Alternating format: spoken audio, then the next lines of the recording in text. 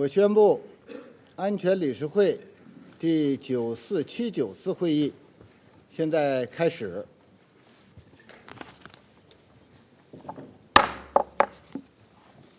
本次会议的临时议程是中东局势，包括巴勒斯坦问题。议程通过。按照安理会暂行议事规则第37条，我邀请以色列代表参加本次会议，就这样决定。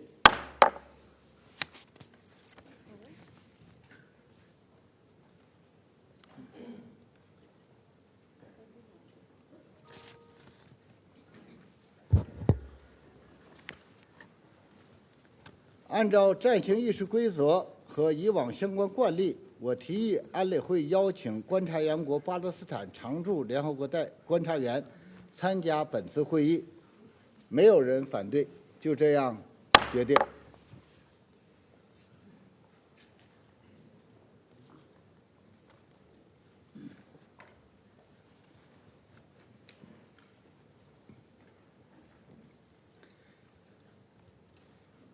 安全理事会现在开始审议议程项目2。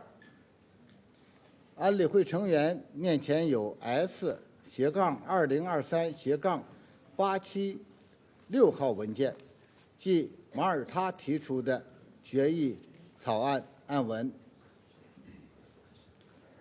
俄罗斯代表要求发言，我请俄罗斯代表发言。Господин председатель, господин председатель, господин председатель, господин председатель. It's fine now. Прежде чем члены Совета Безопасности приступят к голосованию по Мальтийскому проекту, хотели бы предложить устную поправку к оперативной части резолюции. Предлагаем добавить в нее новый параграф 3 bis следующего содержания. Further calls for an immediate, durable and sustained humanitarian truce leading to a cessation of hostilities. Ask the conference officers to distribute to circulate the text of the oral amendment among the members of the Council.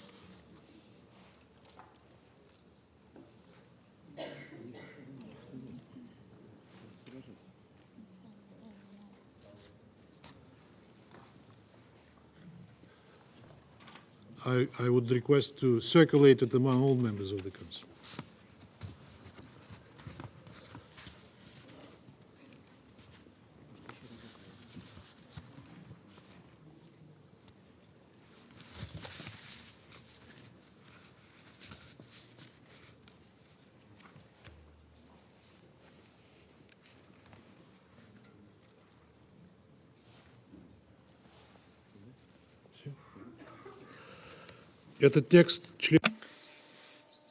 This text is well familiar to members of the Security Council.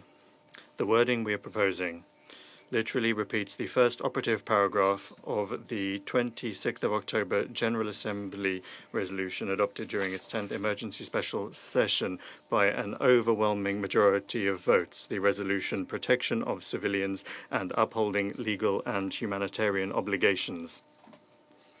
Distinguished colleagues, our proposal doesn't contain anything unexpected for you. From the very beginning of the crisis, we have been saying that in the conditions of the growing number of victims among the civilian population before our eyes, the main aim is to achieve a ceasefire and an end to violence. This has repeatedly been stated by the group of Arab states, including in what was adopted following the recent League of Arab States OIS summit, a statement adopted there. If this provision is not included in the text, one may get the impression that the UN Security Council is happy to make do exclusively with Israel's provision at its own discretion of humanitarian pauses. From our discussions with an overwhelming majority of colleagues, we know very well that that's not the case. Unfortunately, the United States this entire time has consistently blocked any, even the weakest reference to this aim, even allusions to the fact that the Council should return to the discussion of this matter. I would like to ask our American colleagues, during our work on the Maltese draft, you struck out anything that could in any way indicate the need for a cessation of hostilities. Does this mean that you are in favor of the war in the Middle East continuing indefinitely? We do not believe that on this matter the UN Security Council should act at the behest of the United States. Our amendment calling for a humanitarian truce is consistently along the lines of the aim of the stated aim of the authors of the text to preserve its purely humanitarian nature. This is the lowest common denominator, lower than which the Council simply cannot allow itself to fall, particularly against the backdrop of the monstrous humanitarian situation in Gaza and the incoming reports of the Israeli armed forces storming Al-Shifa hospital. Today, strikes were launched on 2 UNRWA schools. Our duty is to save the lives of civilians who have a lethal threat hanging over them. I hope that you all share that position. I would also like to recall that the majority of Council members, namely the delegations of Russia, China, Brazil, Ecuador, France, Gabon, Ghana, Malta, Mozambique, Switzerland, and the United Arab Emirates, have already voted previously in the General Assembly in support of the wording we are proposing today. We call upon members of the Council to support it here as well. Thank you.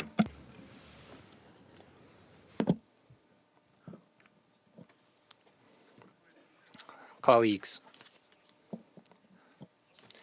as the representative of the Russian Federation just introduced, before the Council members is an amendment to S 2023/876, which is the draft resolution submitted by Malta.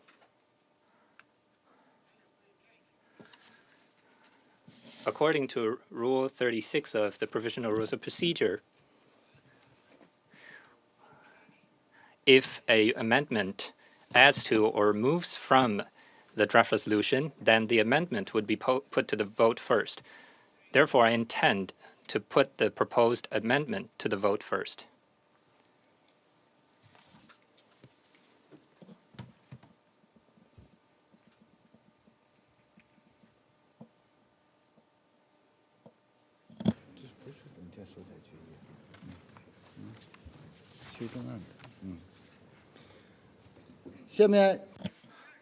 With those in favor of S 2023/876, the amendment to it, please raise their hand.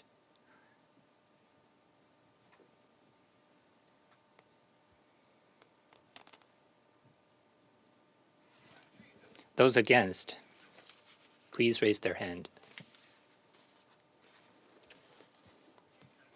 Abstentions, please raise their hand.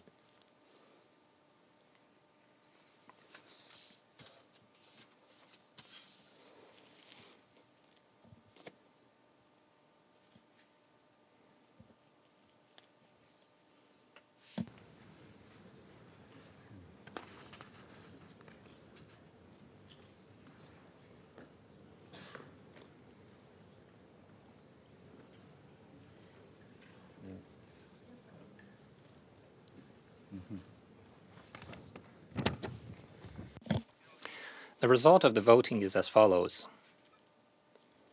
5 votes in favor, 1 vote against, 9 abstentions.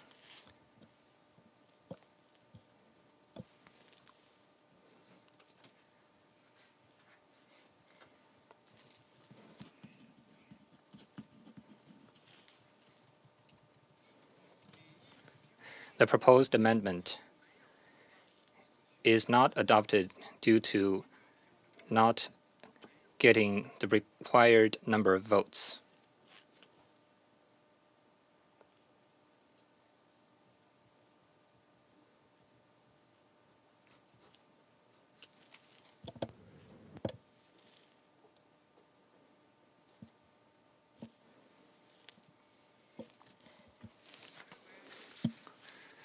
It is my view that the Council is ready to proceed to the vote on the draft resolution containing document S/2023/876 submitted by Malta. the Council is ready to proceed to the vote on the draft resolution before it.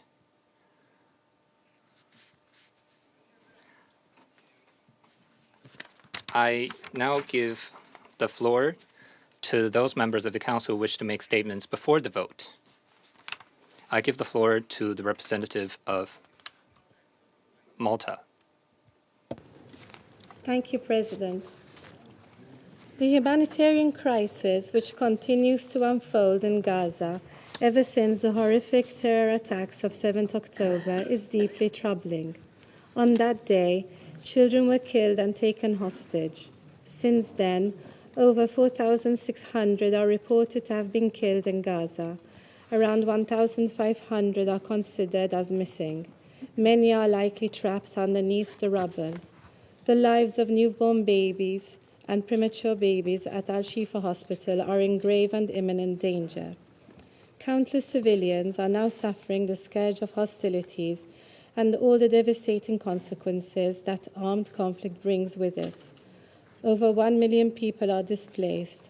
More than half of them are children. Last week, the Secretary General stated, and I quote, "Gaza is becoming a graveyard for children," end quote.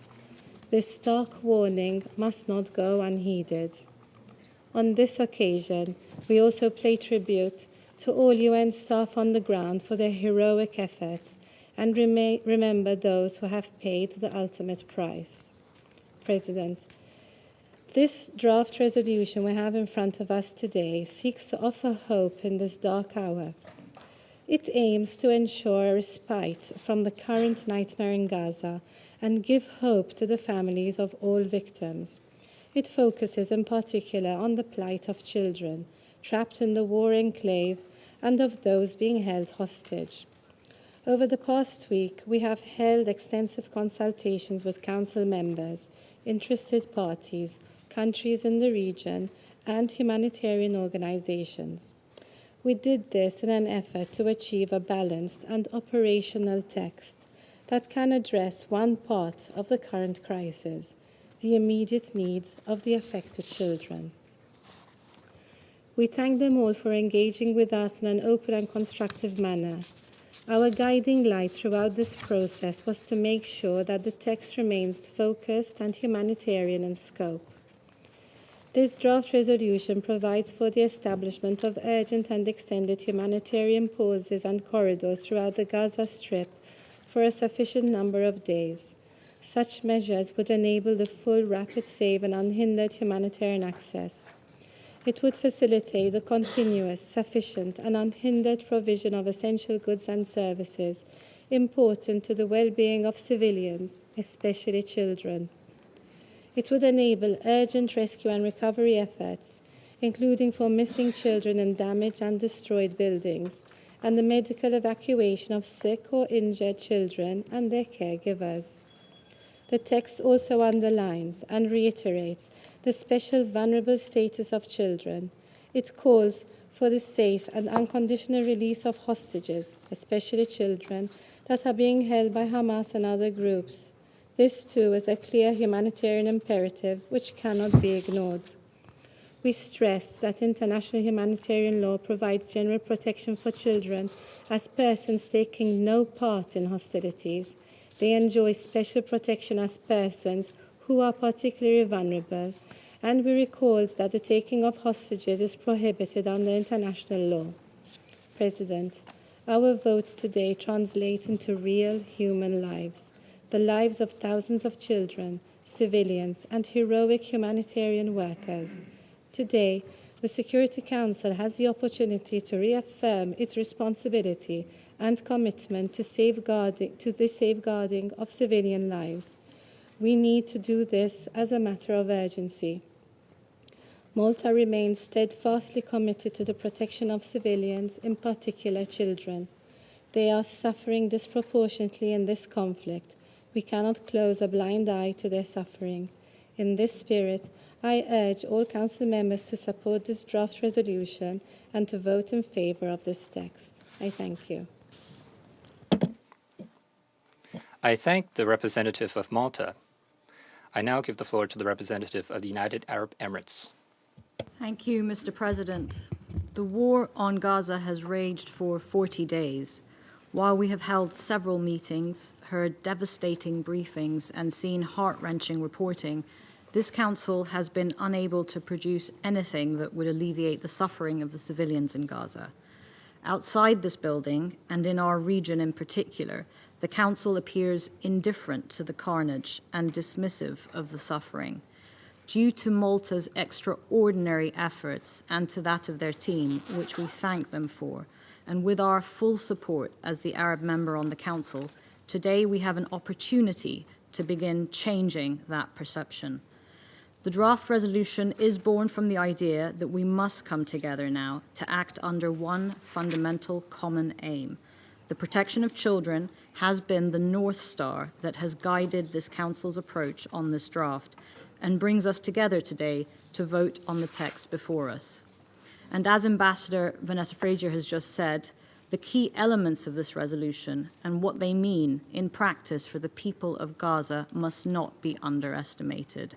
For the children and other Palestinians sheltering from the hostilities, for the Israeli children and others still held hostage, and for UN humanitarian and medical workers who are risking their lives to help alleviate the enormous humanitarian suffering on the ground.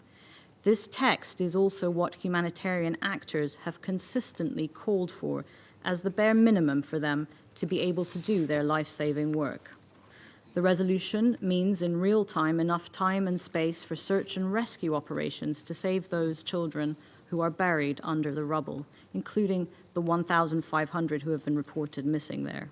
It means that fuel, food, water, medicine, and other essential goods can be delivered at scale. It means that sick and injured children can be evacuated. These extended pauses will also help reach those held hostage, particularly children, whose release this resolution calls for unconditionally. In addition, the text is unequivocal in its demand that all parties to the conflict comply with their obligations under international law. Through this text, the Council also rejects the forced displacement of Palestinians. This is essential. 2/3 of the population in Gaza are Palestinian refugees who have already suffered from the consequences of forced displacement in their past. And once again, in the last 40 days, nearly 80% of those living in Gaza have been uprooted again. Finally, with the call in this resolution for the Secretary General to bring options to the Council for the monitoring and reporting mechanisms in this text, we can aid the intention of this resolution to create the space needed for humanitarian actors to do their work. Mr. President, this resolution is a first, important, and overdue step by the Council, and it is for these reasons that we will vote in favour of it, and it has the support of my group. However, the UAE remains resolute that we must work towards a lasting humanitarian ceasefire. We must not lose sight of this urgent goal. Thank you. I thank the representative of the UAE.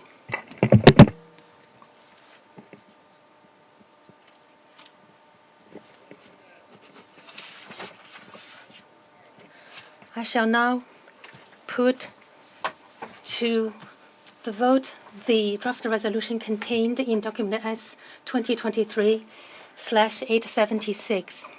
Will those in favor of the draft resolution contained in document S/2023/876 please raise their hand?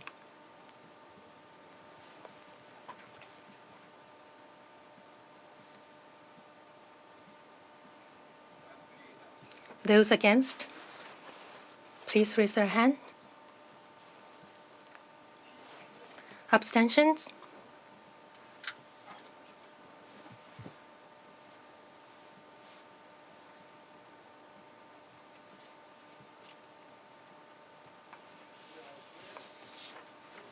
The result of the voting is as follows. In favor, 12. Against, 0. Abstentions, 3. The draft resolution has been adopted as Resolution 27/12/2023. I shall now give the floor to those council members who wish to make a statement after the vote. I first give the floor to the representative of the United States. Thank you, Mr. President. Over the past month, the world has watched with understandable frustration and increasing concern as this council has been unable to speak out on this pressing matter of international peace and security. And it was not for lack of trying. We got very close last month when the United States put forward a strong and balanced resolution that would have been adopted if not for vetoes by Russia and China. And honestly, I think many had given up hope that we would ever speak on this conflict. But that's exactly what we just did. We got this done because most of us worked constructively in good faith to adopt a resolution. And I want to thank Malta and other members of this council for leading this initiative. At the top, I want to say that I'm horrified that a few members of this council still cannot bring themselves to condemn the barbaric terrorist attack that Hamas carried out against Israel on October 7th. What are they afraid of? What is stopping them from unequivocally condemning the actions of a terrorist organization that is determined to kill Jews and that gunned down civilians, burned families alive, and executed children? A group that killed and took hostages, including children, from over a dozen countries, including the United States. There's no excuse for failing to condemn these acts of terror. Let's be crystal clear. Hamas set this conflict in motion because Hamas only cares about the death and destruction of the Israeli people. They do not care one whit about the safety and the protection of the Palestinian people. If they did, they wouldn't use civilian infrastructure, residential buildings, schools, mosques, and hospitals to store weapons and operate command and control nodes. They wouldn't use innocent, vulnerable people as human shields.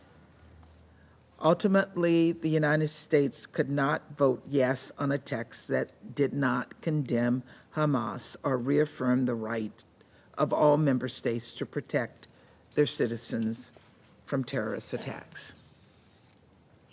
The Council repeatedly has made clear that we stand against all acts of terror. This horrific attack must be no exception. And the United States will continue to urge this Council to condemn Hamas's actions.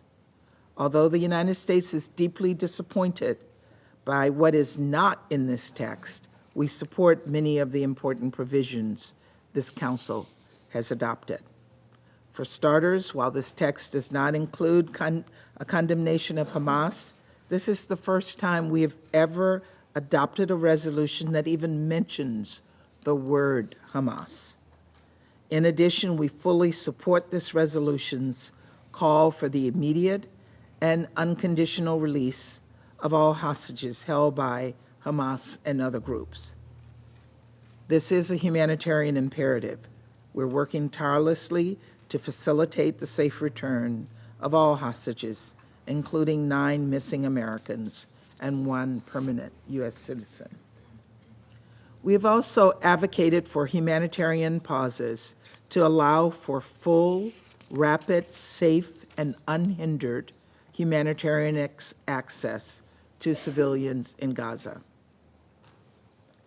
While we've made some progress in ramping up the flow of humanitarian assistance to Gaza, much more aid is urgently needed. The current levels are woefully insufficient. We continue to work tirelessly to increase deliveries of aid, and we're hopeful that humanitarian pauses will help the UN and humanitarian partners deliver aid and enable the safe passage of civilians fleeing violence. Colleagues, we've been clear as to our expectation that parties to the conflict will comply with their obligations under international humanitarian law. And for Israel, this is an added responsibility, as Hamas has deeply embedded itself within the civilian population in Gaza. But we've been clear at the highest levels. Hamas's actions do not lessen Israel's responsibility to protect innocent people in Gaza. At the end of the day, this all comes down to one clear, urgent goal: to save innocent lives. The toll this conflict has taken on civilians is tragic. The loss of every single innocent life is devastating. And we grieve for all those who've been killed, Israelis and Palestinians, men, women, children, and elderly people. People of all nationalities and faiths, and more than 100 UN staff, and the families and loved ones of UNRWA workers caught in the crossfire. Over the past few weeks, I've spoken with humanitarian leaders who have teams in the region, and I've heard time and time again that while humanitarian workers are exhausted and oftentimes in grave danger, they are determined to fulfill their life-saving mission. And I'm in awe of their bravery. Humanitarians are putting themselves in harm's way to save lives, but they should not have to, because they should be protected. All civilians should be protected. That means Hamas must stop using people, including hospital staff and patients, as human shields. These are acts of unthinkable cruelty and cowardice.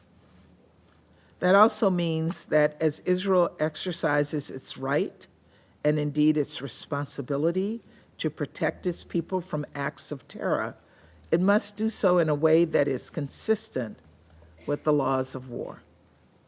And I want to be clear, the United States does not want to see firefights in any hospitals when innocent people, helpless people, sick people are trying to get medical care they so desperately need. Patients and the people who care for them must be protected, full stop. Colleagues, ultimately, while this resolution is a step forward, its adoption alone will not save lives.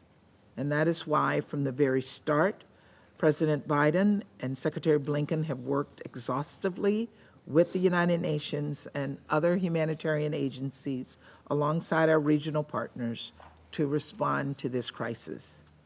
To save lives, we all need to support the heroic efforts of the UN and other humanitarian workers in Gaza. And we all need to work with partners in the region to secure the release of all hostages and prevent this conflict from spreading. As we do so, we believe we must also start to look to the future and lay the groundwork for a sustained peace. This must put the Palestinian people's voices and aspirations at the center of post-crisis governance in Gaza. It must include Palestinian-led governance and Gaza unified with the West Bank under the Palestinian Authority. It must include a sustained mechanism for reconstruction in Gaza, and it must ensure there is no use of Gaza as a platform for terrorism or violent attacks. And it must include a pathway to a two-state solution. I know it's hard to see that brighter future in this moment of darkness, but we must. We have to. It breaks my heart that we will never be able to bring back the children who have lost their lives, or erase the trauma Israeli and Palestinian children living under this conflict are experiencing. As we speak, Palestinian children are fleeing the fighting in Gaza, crying out for help. As we speak, Israeli children, including a 3-year-old American, are being held hostage by Hamas. And Israeli children have been displaced from their homes, which are also under rocket attack. Colleagues, for this generation of children and for the next generation, we have a responsibility to strive for a brighter future for them.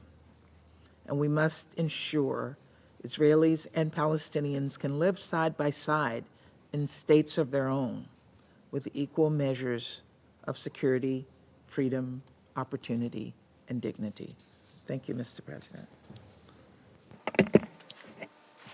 I thank you. Now I give the floor to the representative of Gabon.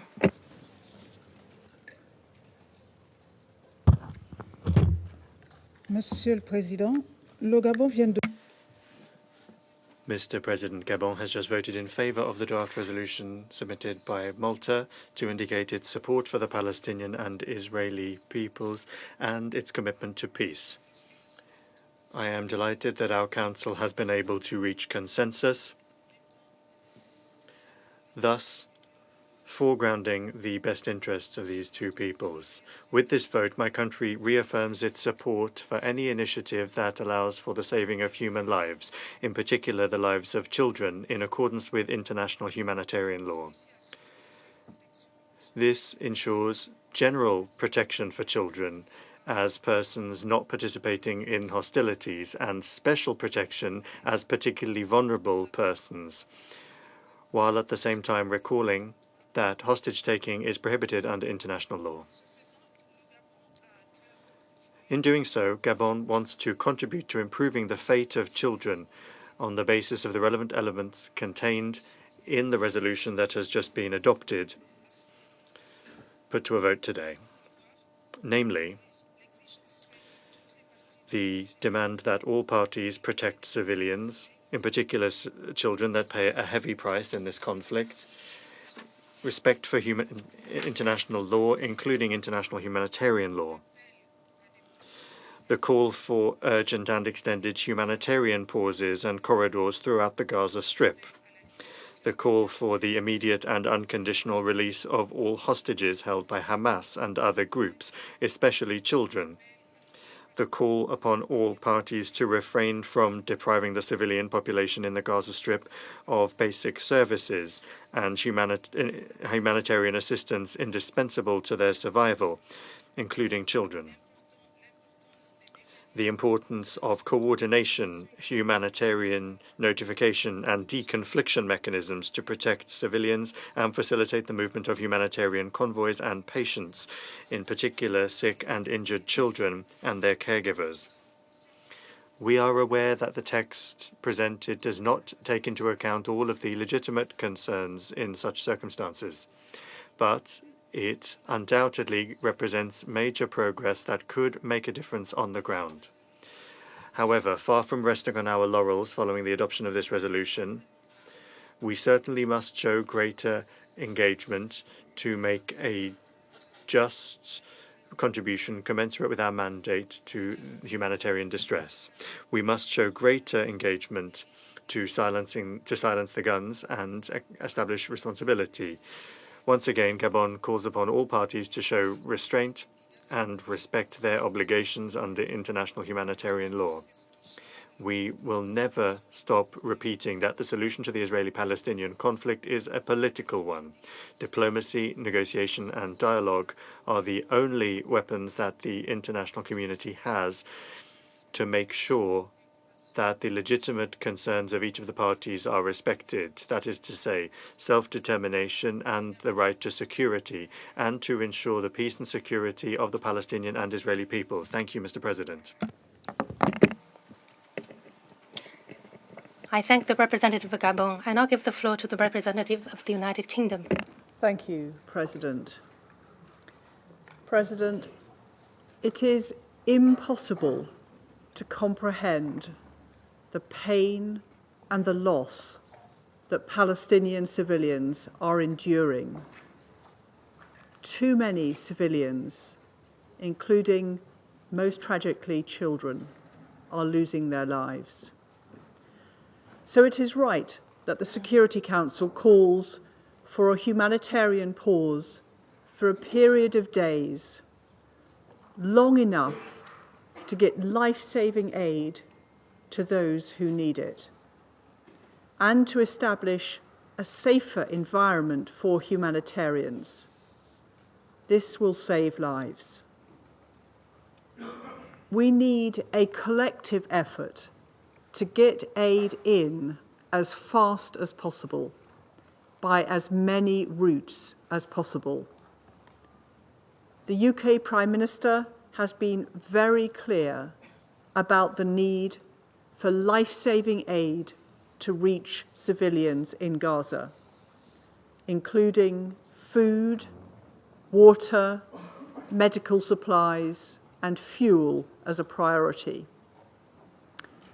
For our part, the UK has doubled our aid to help civilians in Gaza.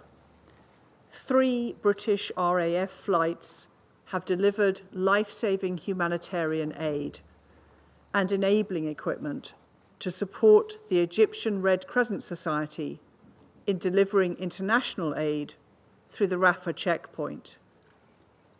We are urging, and I urge here today, that the priority must be improved land access, including at Kerem Shalom, so aid can get in at scale. All parties must give civilians the protection that is their right under international law, including international humanitarian law. That includes respecting the sanctity and protection of hospitals.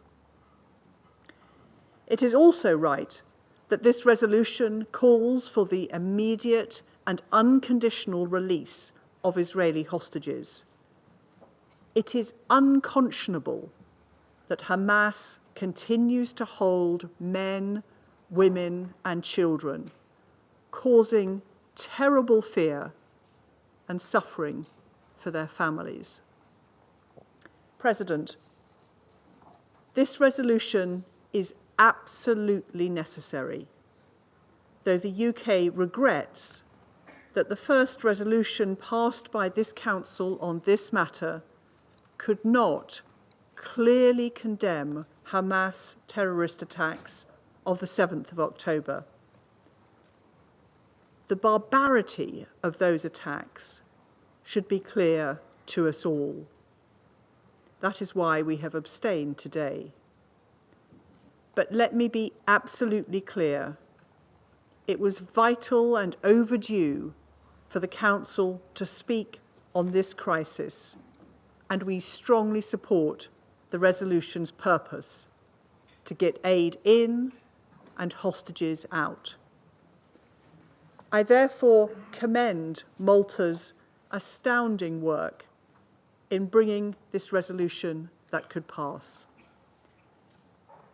We will continue to work with Council members to resolve this crisis and to create a new political horizon so that we can deliver on the promise of peace for Israelis and Palestinians and make the two-state solution a reality.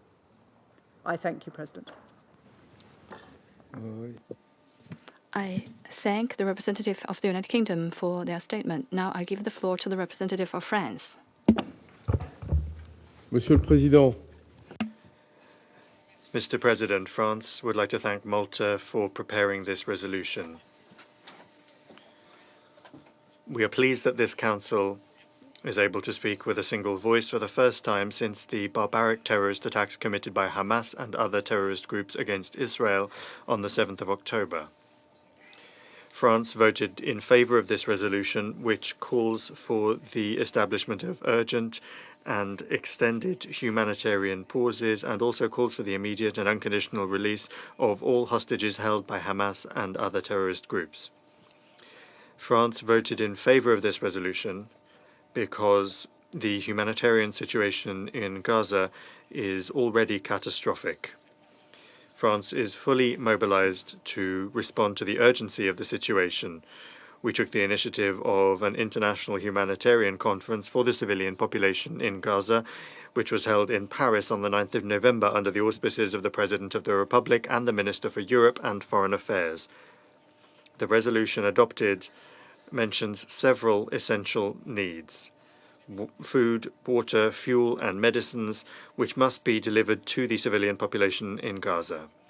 France recalls its call for the opening of unhindered, lasting humanitarian access that allows humanitarian assistance to reach them in sufficient quantities.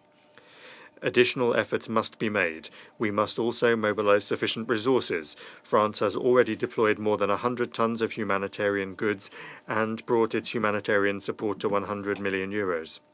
However, France deeply regrets that several essential messages are not included in this resolution. This Council must, therefore, as agreed and right away, continue its work to achieve a broader expression. It must unequivocally condemn the terrorist attacks by Hamas. It must recall Israel's right to defend itself and to protect its population, and the duty to do so in strict and absolute respect of international humanitarian law. It must call for an immediate and lasting truce that could lead to a ceasefire and call for avoiding regional spillover.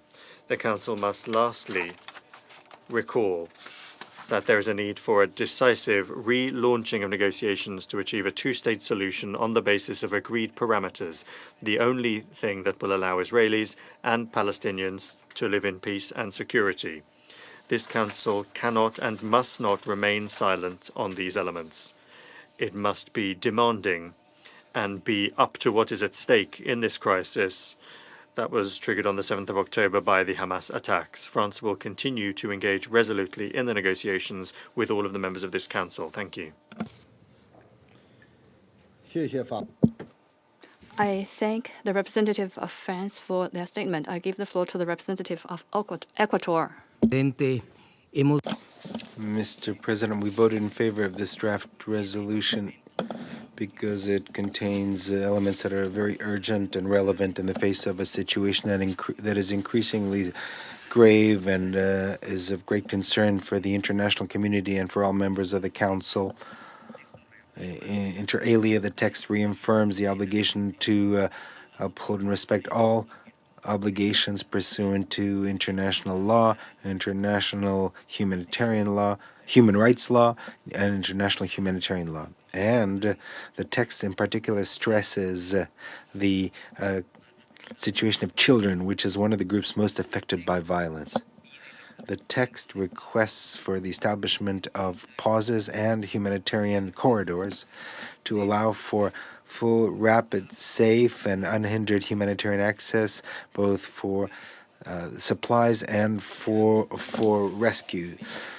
It also calls for the immediate release, an unconditional release of hostages taken by Hamas and other groups, and to guarantee humanitarian access to them. It also requests the Secretary General to provide an oral report on the implementation of the resolution and to identify monitoring options. Indeed, the draft that we have adopted focuses on humanitarian needs that are urgent due to the grave conflict in Gaza that was unleashed following the terrorist attack by Hamas on the 7th of October. And it is an essential first step by the Council. The Council will have to continue to work on other aspects of the conflict. Colleagues, we consider that the general text elaborated by the E10 is a valuable starting point, but our work must continue. Ecuador abstained in voting on the amendment presented this afternoon because we consider that the draft that we have just adopted must be preserved, a draft that is the outcome of a negotiating process in which all members of the Council participated.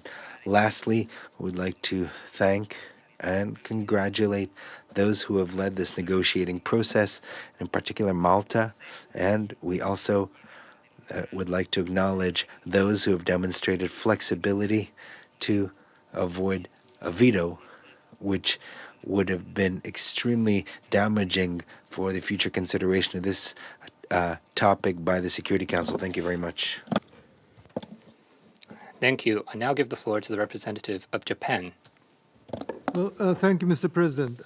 For nearly 6 weeks, this Council remained silent as the conflict worsened to an unprecedented degree. Today, at last, we were able to act. Japan was pleased to vote in favor of this resolution, and we are grateful to Malta for taking the initiative to help finally craft a balanced text that could be adopted.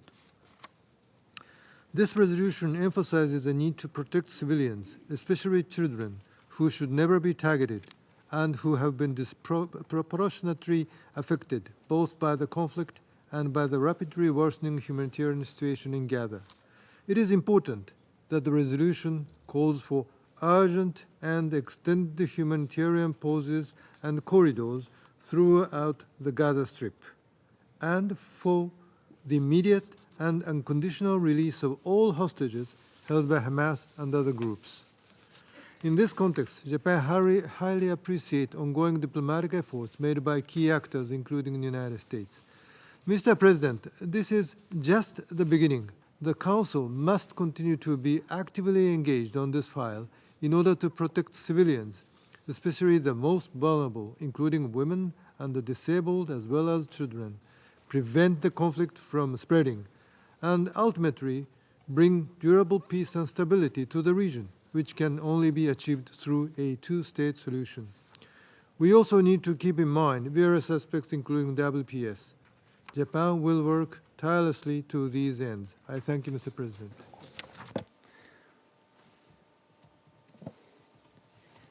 Thank you. I now give the floor to the representative of Switzerland. Merci, Monsieur le Président. Thank you, Mr. President. Switzerland welcomes the adoption of this resolution. This first step by the Council comes belatedly as we deplore the victims of Hamas's terrorist attacks and the deaths of thousands of civilians in Israel and throughout the occupied Palestinian territory since the 7th of October, including very many children. I would like to thank the Maltese delegation for its efforts to reach a consensus within this Council. Switzerland recognizes Israel's right to ensure its defense and security. We call for the immediate and unconditional release of all hostages. Their captivity in Gaza in appalling conditions for more than a month is unjustifiable, as were the acts of terror and indiscriminate attacks perpetrated by Hamas against Israeli civilians since the 7th of October. Switzerland most firmly condemns these terrorist attacks. We will continue to work towards pursuing the Council's work on the draft resolution of the 10 elected members, which addresses the situation as a whole and to which much effort has been devoted in recent weeks. Thank you. Thank you. I now give the floor to the representative of Mozambique. Thank you, Mr. President. Mozambique wishes to appreciate the effort made by Malta that led to the adoption of this resolution and hopefully a step towards the end of the death and destruction both in Gaza and Israel. Mozambique is convinced that this resolution is an important step towards mitigating the suffering of civilians in Gaza. However, we are mindful that this resolution does not address the fundamentals of the humanitarian crisis prevailing in the Gaza Strip. In supporting this resolution, Mozambique wants to associate herself with the collective efforts aimed at ensuring the protection of civilians, especially children, in full compliance with the international human rights law and international humanitarian law. An immediate, durable and sustained cessation of hostilities and a return to the constructive dialogue remain the best immediate alternative to the situation in Gaza. Mr. President, Mozambique reiterates its national position that Israel and Palestine can only resolve their differences through peace and dialogue. It is our strong conviction that the brotherly peoples of Israel and Palestine deserve and can live side by side in security and peaceful coexistence in strict respect for the decision and resolution of the Security Council. I thank you, Mr. President. I thank you for your statement. Now I give the floor to the representative of Albania. Thank you, Mr. President. We thank Malta for their efforts and their continued engagement with all the Security Council members to come to this point. No one needs reminding that dealing with issues of peace and security, ensuring protection of civilians and supporting peace efforts are the raison d'etre of the Security Council. And when civilians are harmed anywhere in the world, the Council cannot stay idle. Its inability during the last 6 weeks to find common ground on this issue, speak with one voice in condemning the abhorrent terrorist acts and deliver while the humanitarian situation in Gaza has gone from bad to worse, has been particularly distressing. The world has been watching and waiting and hoping. Needless to say, therefore, that we welcome the adoption of today's resolution and its primary focus on international humanitarian law. We voted in favor because the text, imperfect as it is, responds to critical core objectives coherent with our principled position on the issue. It calls for the immediate release of the hostages, which should be released immediately and unconditionally. It provides for extended humanitarian pauses to ensure protection of civilians, in particular children, in accordance with international humanitarian law, for the immediate and unhindered flow of the humanitarian aid to all those in need, as well as for the protection of UN and humanitarian personnel who, let's not forget, have paid a heavy undue price. It is a strong message of hope and solidarity with those suffering. We regret nonetheless that the text fails to issue a clear, strong and straightforward condemnation of Hamas and its terrorist acts. We need to face the truth. The death toll among Palestinian civilians, including children and women, is unbearable and unjustified. This death toll spiral must stop, since civilians are paying for nothing. Civilians don't deserve to suffer. They don't deserve to die. They need always to be protected. But let's not forget and lose sight that Hamas is directly responsible for the situation. They are responsible of the choices they've deliberately made to invest in tunnels and weapons and terror instead of working for the good of people they pretend to represent. They haven't continued to use civilians as human shields, which has always been a preferred method of warfare by terrorist organizations. But despite this, for the sake of children and other innocents, the unwavering commitment to respect international law and the protection of civilians, we voted in favor because human life should be placed above everything else. We sincerely hope that this moment marks a turning point to start projecting convincingly a Gaza without Hamas, without terror, without war and violence, but with people, normal people, who can project their future in freedom and dignity. And I thank you. I thank you. Now I give the floor to the representative of Brazil. Thank you, Mr. President.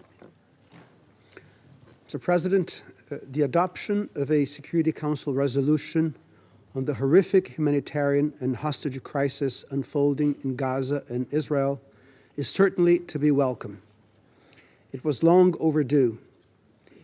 A response by this body, commensurate with the gravity of the situation, was urgent since day one, that is, more than 5 weeks ago. It was urgent not only to avoid further violence against civilians and widespread destruction of civilian infrastructure, but also to restore some of the Council's credibility. It has been a long, a painful process, as we all know. I thank the delegation of Malta and others, especially through their flexibility, for helping us conclude what we hope is only a first step in the Council's deliberations on this matter. Before the text adopted today, more comprehensive and timely resolutions have been attempted, including one presented by Brazil.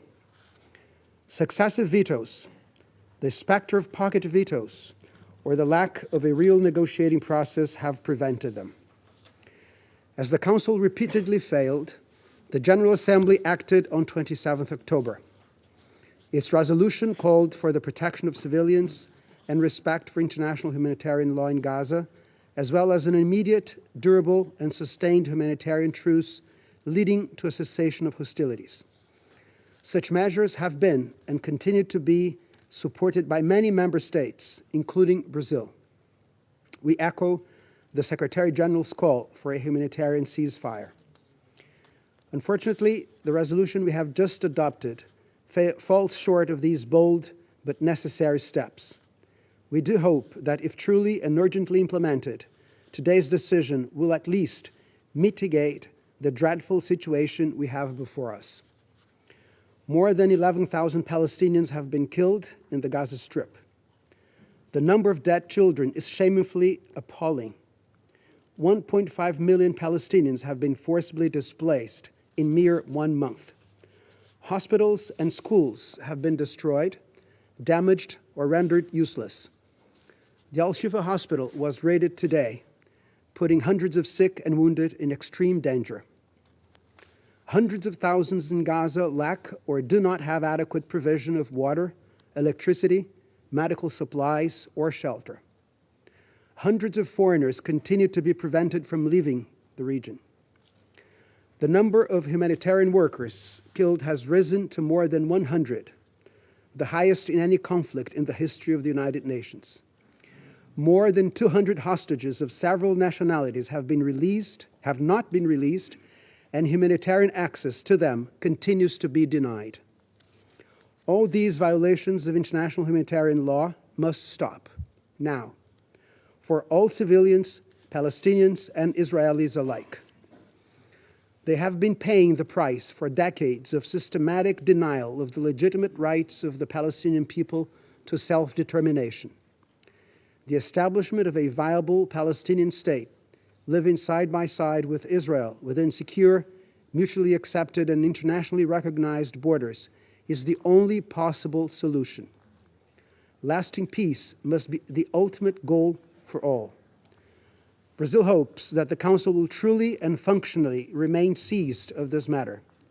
Our voice will be strong and fearless in insisting on that. I thank you, Mr. President. I thank you. Now, I give the floor to the representative of Russian Federation. Mr. President, the Russian Federation abstained during the vote on the draft resolution put forward by Malta. We could not fail to react to the appeals, including from countries of the region, to the Security Council of the UN to adopt some kind of humanitarian product. This is the only reason why we chose to disregard the many deficiencies of the text. The main one is a lack of a call to an immediate ceasefire. This was and remains the top imperative.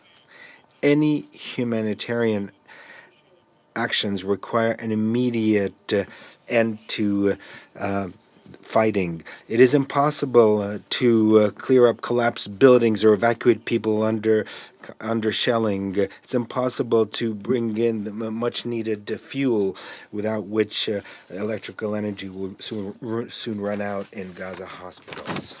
Furthermore, without supplies of fuel in the next few hours, according to estimates by UNRWA on the 16th of November, the inhabitants of the enclave will be without any communication, without internet, and completely isolated from the outside world. We will have no idea what is going on there. The Gaza Strip will sink into complete darkness and chaos, and coordination among emergency services will be disrupted. And right now, as delegations of the Security Council are practicing their eloquence, the Russian army is, the Israeli army is storming the Al-Shifa hospital and is shelling UNRWA schools. We're hearing worrisome reports about executions of medical personnel, destruction of stores with medical equipment and medication. Once again, I want to stress humanitarian pauses are not and cannot be a replacement for a ceasefire or even a truce. This is just a temporary pause, after which military activities will be renewed with greater force. In other words, people who will be evacuated will find themselves under new shelling, and civilian infrastructure will continue to be destroyed, and there will be new victims, more and more victims. We'd like to draw your attention to the fact that just today the Mission of Palestine circulated a letter to the Security Council with a demand for an immediate ceasefire.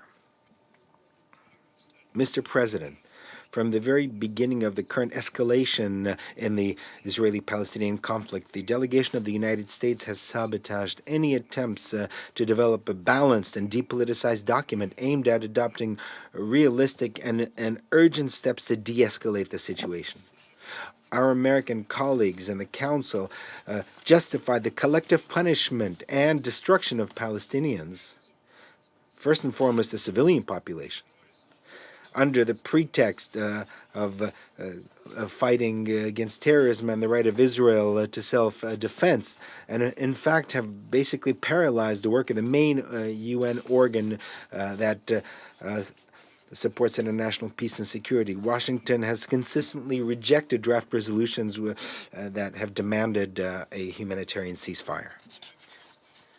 My U.S. colleague just expressed outrage that the Council cannot condemn the Hamas attack of the 7th of October and criticize those who prevented this. I would like to just remind her of the sequence of events, because it was the United States on the 18th of October that vetoed the draft resolution of Brazil that specifically condemned that act. Russia and the United Kingdom abstained at the time, others voted in favor. So the U.S. can only have itself to blame here. We regret that under pressure from Washington, the language of the resolution has been hollowed out. The Council doesn't even demand that the parties introduce humanitarian pauses, but simply calls on them to do so, which is a mockery of the prerogatives of the Council. Colleagues, it's a disgrace that the Council, which has a uniquely powerful toolbox, including under the Chapter 7 of the Council, could only squeeze out such a weak call. As the old saying goes, the mountain has labored and brought forth a mouse. Now,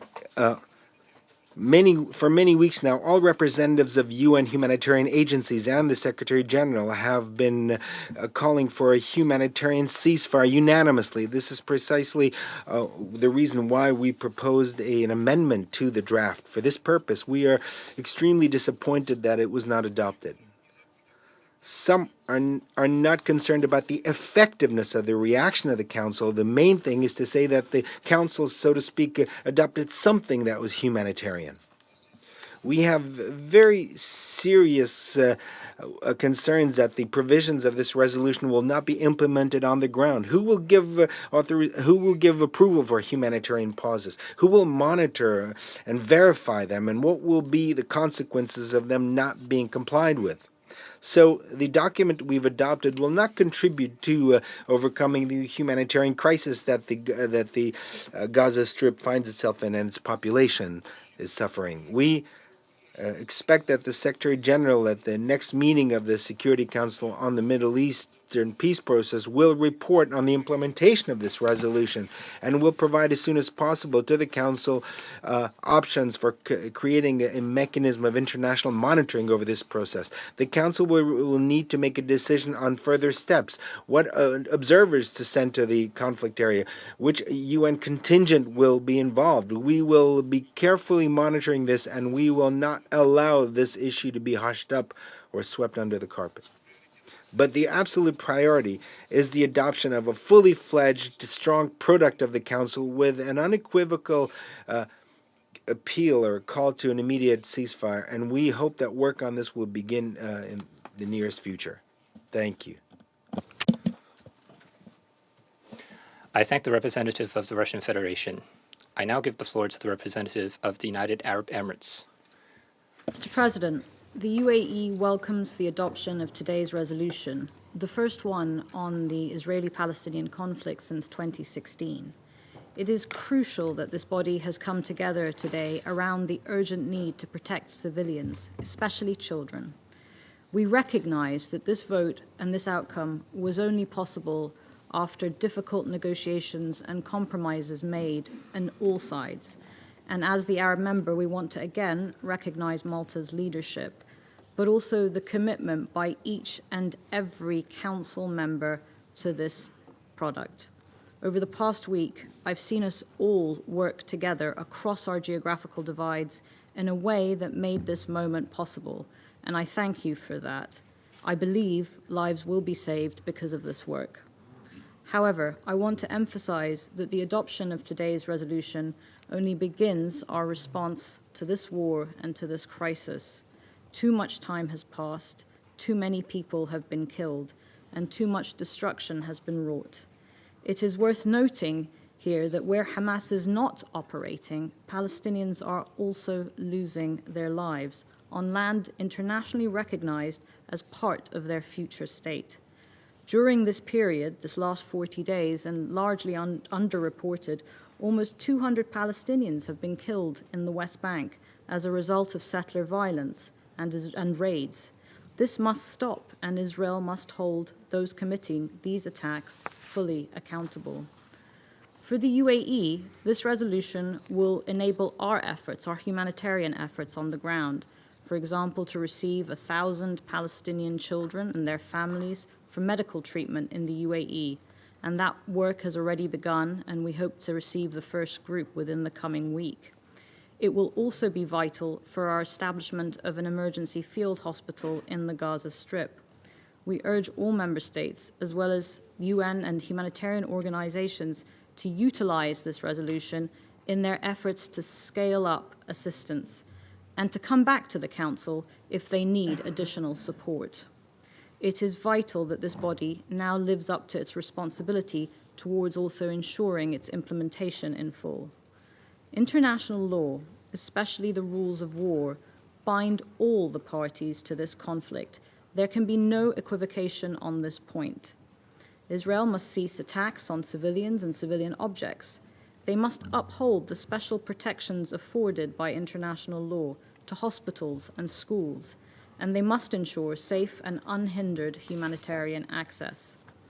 In this context, we reiterate our condemnation of Israel's raid on the Al-Shifa hospital in the last 24 hours and other attacks on hospitals, and stress that it is precisely this type of military action that today's resolution rejects. Hospitals are sacrosanct spaces that must be protected. We've all received countless unbearable messages of despair from medical workers in these hospitals who have stayed and are pleading for their patients to be protected. Mr. President, if the parties violate this resolution, we expect and we will work to ensure that the Security Council steps in to support its implementation.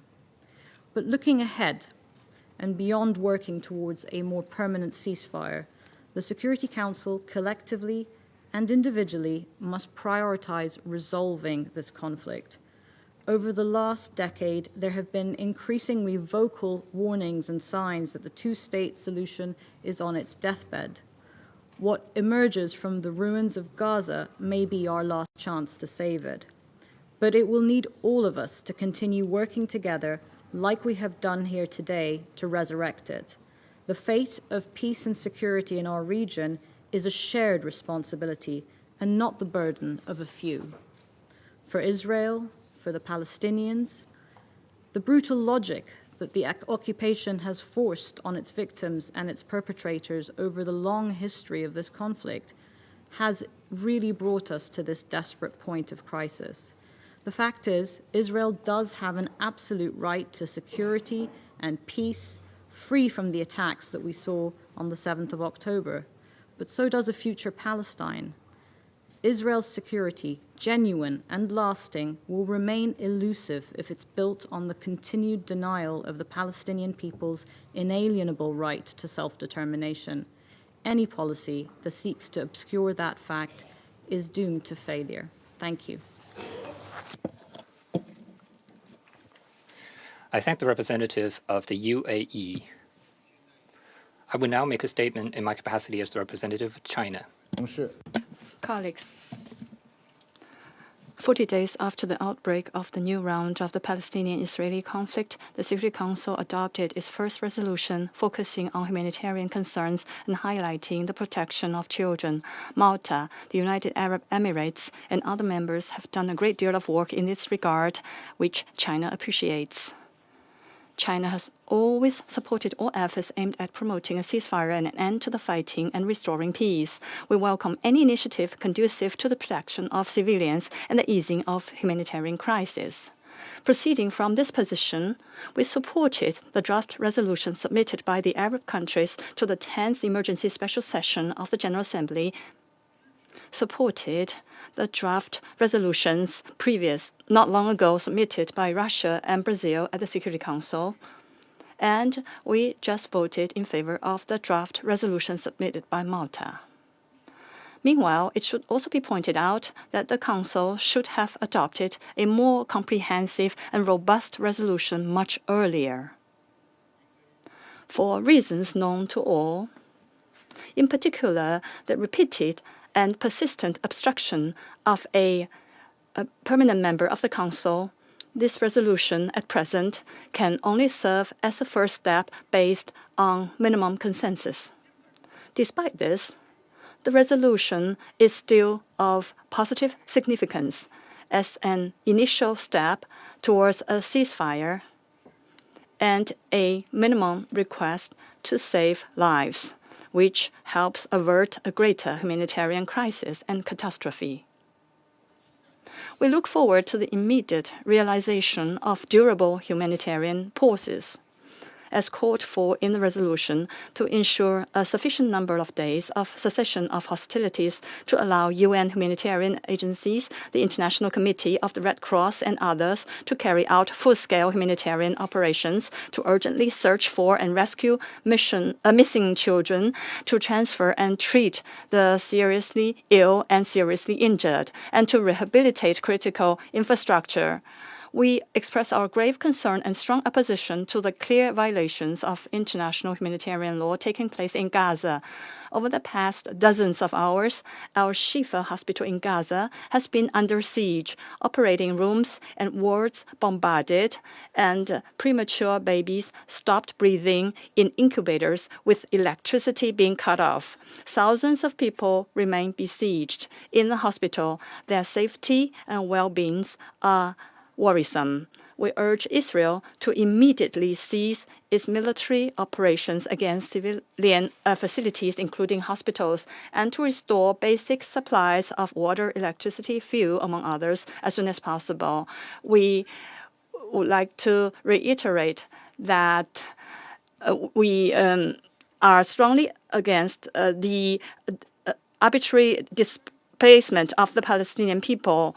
The resolution just adopted also makes a clear call on the issue related to hostages. We reiterate our call to guarantee the personal security and humanitarian needs of the hostages, and to support active diplomatic efforts to facilitate the early release of the persons concerned.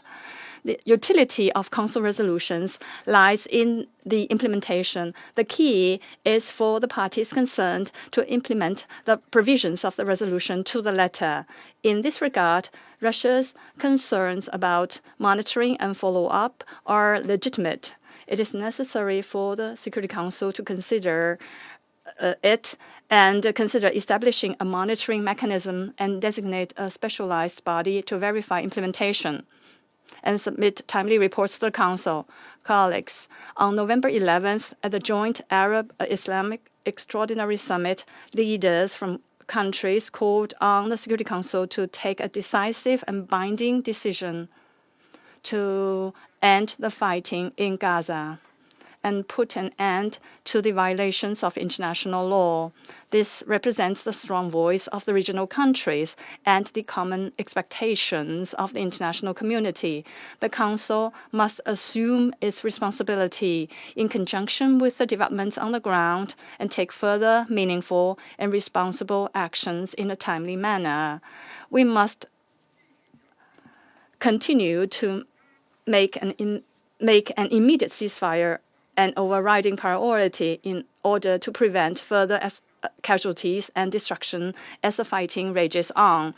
We must make the opening of humanitarian space a priority, clearing the way for adequate humanitarian supplies to enter Gaza and creating the conditions necessary for humanitarian agencies to operate in a safe and unhindered manner. We must take the revitalization of the prospects for a two-state solution as the way forward and galvanize diplomatic efforts to promote a comprehensive, just, and lasting solution to the question of Palestine. China would like to emphasize that any arrangement on the future of Gaza must respect the will and the independent choices of the Palestinian people. Colleagues, war tests conscience and justice, while peace calls for reason and wisdom. On issues bearing on war and peace and on the long-term peace and security of the Middle East, the Security Council must stand on the side of justice and make choices that stand the test of history and time.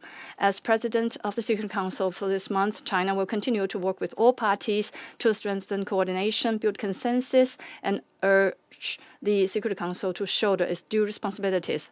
I now resume my function as President of the Council.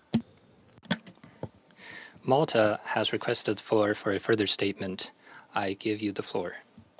Thank you, President. It is just a short statement to say that following the adoption of United Nations Security Council Resolution 2712, I would like to thank all Council members for their constructive engagement with us throughout this entire process.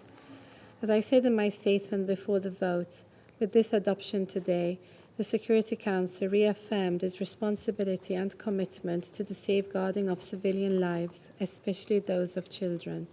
Malta will continue to actively engage on the situation in Israel and Gaza. What we have achieved today is an important first step. We will remain steadfast in our commitment to the protection of civilians and the plight of children in armed conflict that continue to suffer in a disproportionate manner throughout our term on the Council as an elected member. Thank you.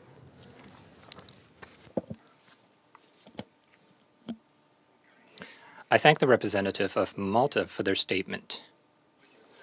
I now give the floor to the permanent observer of the Observer State of Palestine.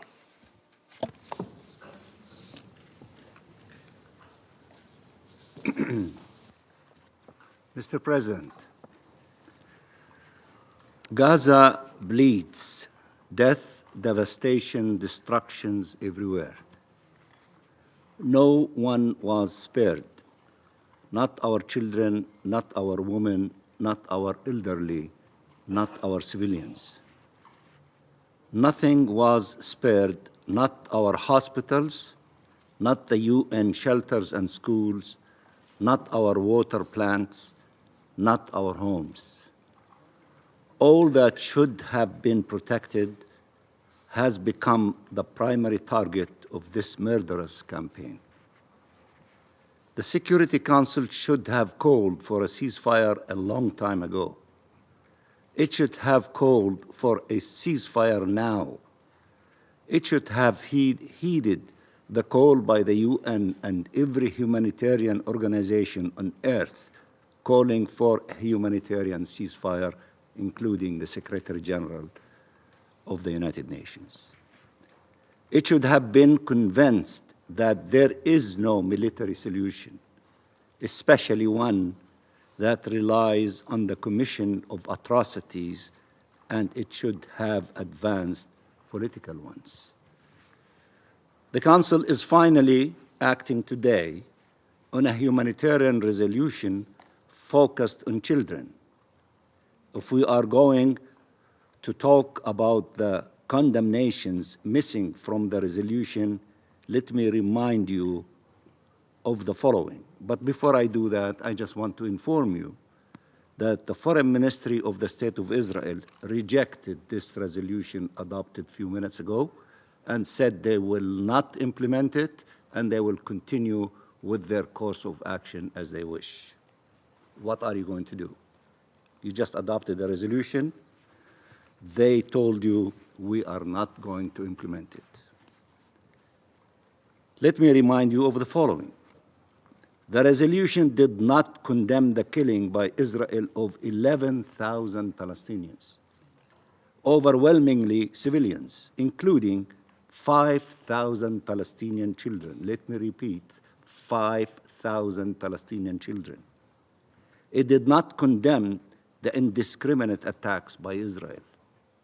It did not condemn the assault on hospitals and schools. It did not condemn the killing by Israel of UN staff, journalists, humanitarian personnel, doctors, rescue teams. It does not condemn the arbitrary imprisonment of thousands of Palestinians, men, women, and children, nor call for their immediate and unconditional release. The resolution did not condemn the racist and disgusting Israeli propaganda methods mocked around the world and which constitute an insult to our intelligence. They are, however, still echoed by some politicians and media at the expense of their own credibility.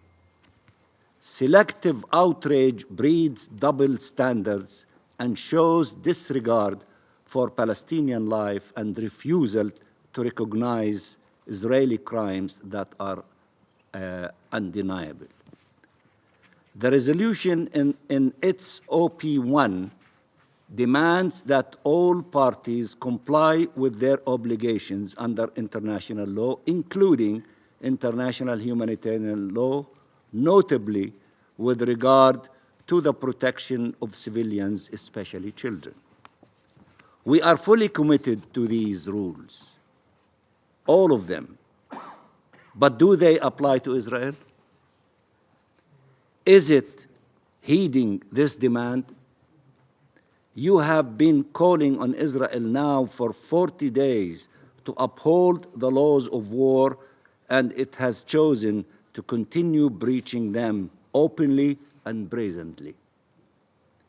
I should even say you have been demanding from Israel to respect international law for decades, and it has dismissed your calls and continued its crimes against the Palestinian people.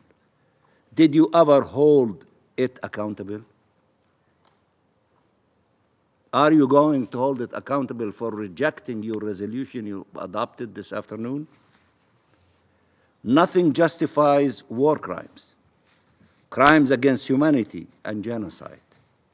Nothing. And there is no honor in defending Israel when it is committing such crimes. Only shame. The bombings and incursions must stop now. Humanitarian aid must come in now, not drop by drop, just to pretend that the criminal siege has been lifted, but effectively bringing it to an end. Fuel must come in now.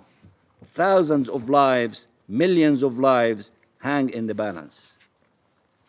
Our hospitals have been destroyed. Our people have no food or clean water. God sent them rain while you were still trying to get Israel to let fuel in to allow water pumps to function. This madness must be brought to an end. The moment the bombs stop, we will see results, saving lives, allowing humanitarian aid in, rescuing the thousands under the rubble, the Palestinian children under the rubble, and burying all those who we could have saved for days now and who died, alone, under the rubble, shouting for help, and there was no help coming forth. It will allow to release those held captive, the resolution. It will allow to repair the civilian infrastructure that is needed for the survival of our people. It will allow to help the wounded and sick. The primary goal of international humanitarian law is to protect the civilians, the wounded and the sick. In Gaza, those are the ones who suffer most from the Israeli assault. What is happening will have long-term effects that no one should underestimate. It is a failure of humanity of terrifying magnitude. Let me repeat, it is a failure of humanity of terrifying magnitude. But for now, the urgency is to save lives, stop the killing, stop the forced displacement, allow humanitarian aid in and ensure humanitarian access, protect civilians and civilian infrastructure. These should not be words in a resolution. They should be a reality that our people on the ground witness immediately. Finally, I have to address the following for those who are still trying to maintain untenable positions. 1, Israel is effectively telling you it can kill any and every Palestinian without ever being responsible for their death, as they are either terrorist sympathizers, or human shield. Anyone allowing such a logic to prevail is contributing to the killing. Israel considers all of us terrorists, all our factions, our NGOs, our human rights defenders. It is acting accordingly. 3, Israel is not under threat of destruction. It is destroying Palestine. It considers the Palestinian state as a strategic threat. It is against Palestinian rule anywhere. All its policies are designed to undermine any such rule. 4, the plan of this Israeli government, the current government, has now been revealed in statements, leaked memos, op-eds. Let us stop pretending we don't hear what this government is saying. Its plan is the continued dispossession, displacement, and denial of rights of the Palestinian people to complete the Nakba that started in 1948. Recognizing that is the first step to defeat such plans, which not only deny our people their rights, but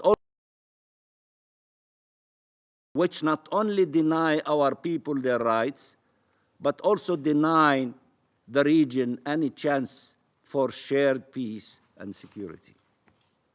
What is happening in Gaza cannot be read in isolation of these goals. Ceasefire now, and no further delay for international action for freedom, justice, and peace. There is an alternative reality in which Palestinians are free, and no Palestinian and no Israeli is killed. It is time for it to prevail. It is time for peace. Thank you, Mr. President. 谢谢观察员国巴勒斯坦常驻观察员的发言。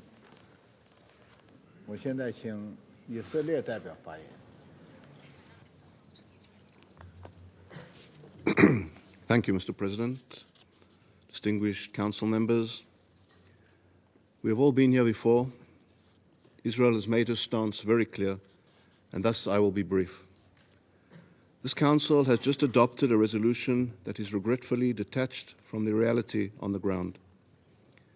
Israel commends the Council for calling for the immediate and unconditional release of the 239 hostages, yet sadly, this resolution falls on deaf ears when it comes to Hamas and other terrorist organizations. On the 7th of October, savage Hamas terrorists launched a barbaric invasion into Israel, murdering, raping, and brutalizing innocent civilians. Nearly 6 weeks have passed. This Council has convened on the matter almost 10 times and still has not succeeded in condemning Hamas's October 7th massacre. The resolution focuses solely on the humanitarian situation in Gaza, yet makes no mention of what led up to this moment. The resolution makes it seem as if what we are witnessing in Gaza happened of its own accord. Following Hamas's reprehensible pogrom, Hamas has made it abundantly clear that if given the chance, they will commit such atrocities again and again. They have shown the world that their genocidal rhetoric is not hyperbole, but an oath to annihilate Israel by any means. Therefore, in order to defend our future, Israel had to take action. Israel's mission, as we've stated clearly before, is to eliminate Hamas's capabilities. This is not about retaliation or revenge for Hamas's violence. It is Israel's upholding her right to self-defense and ensuring that such horrors are never repeated. It is the fulfillment of our collective oath of never again. Council members, Israel is a law-abiding democracy, strictly operating in accordance with international law. Hamas, on the other hand, is a jihadist organization hell-bent on Israel's destruction through the targeting of Israeli civilians and the use of Gazan civilians as human shields. Hamas is the antithesis of an organization that abides by international law. Hamas will pay no heed to the words of this Council. Despite this Council's intentions, Hamas does not care for your resolutions or your demands. Israel has already implemented daily tactical humanitarian pauses during which Gazan civilians can temporarily evacuate the active war zone. Hamas, on the other hand, murders Gazans as they try to evacuate. As of today, Israel has approved the entry of nearly 1,400 trucks with thousands of tons worth of aid. Meanwhile, Hamas is hoarding food, fuel, and medical supplies for its terror machine, leaving Gazan civilians with nothing. For weeks, Israel has called for the temporary evacuation of all hospitals in northern Gaza in order to mitigate casualties and safeguard civilian lives.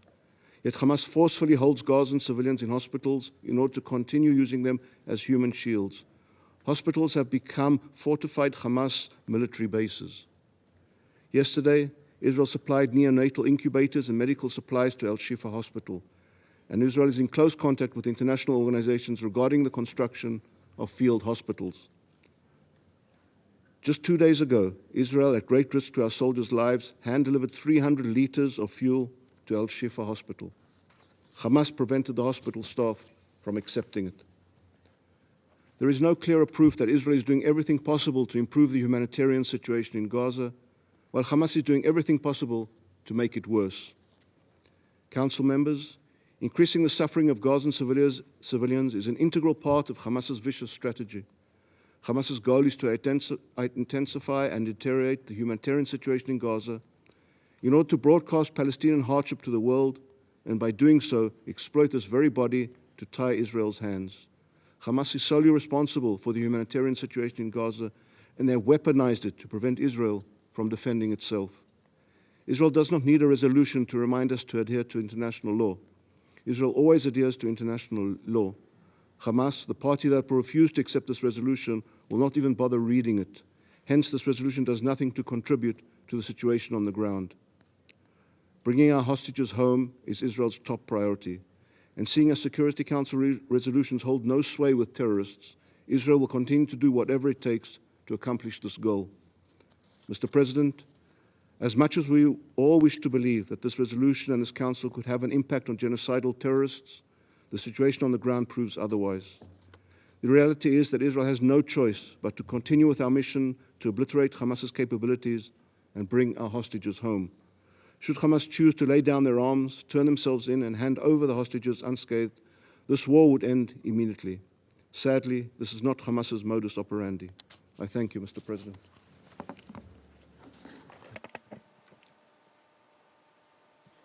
Thank you.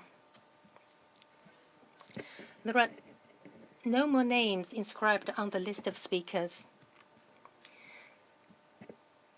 The meeting is adjourned.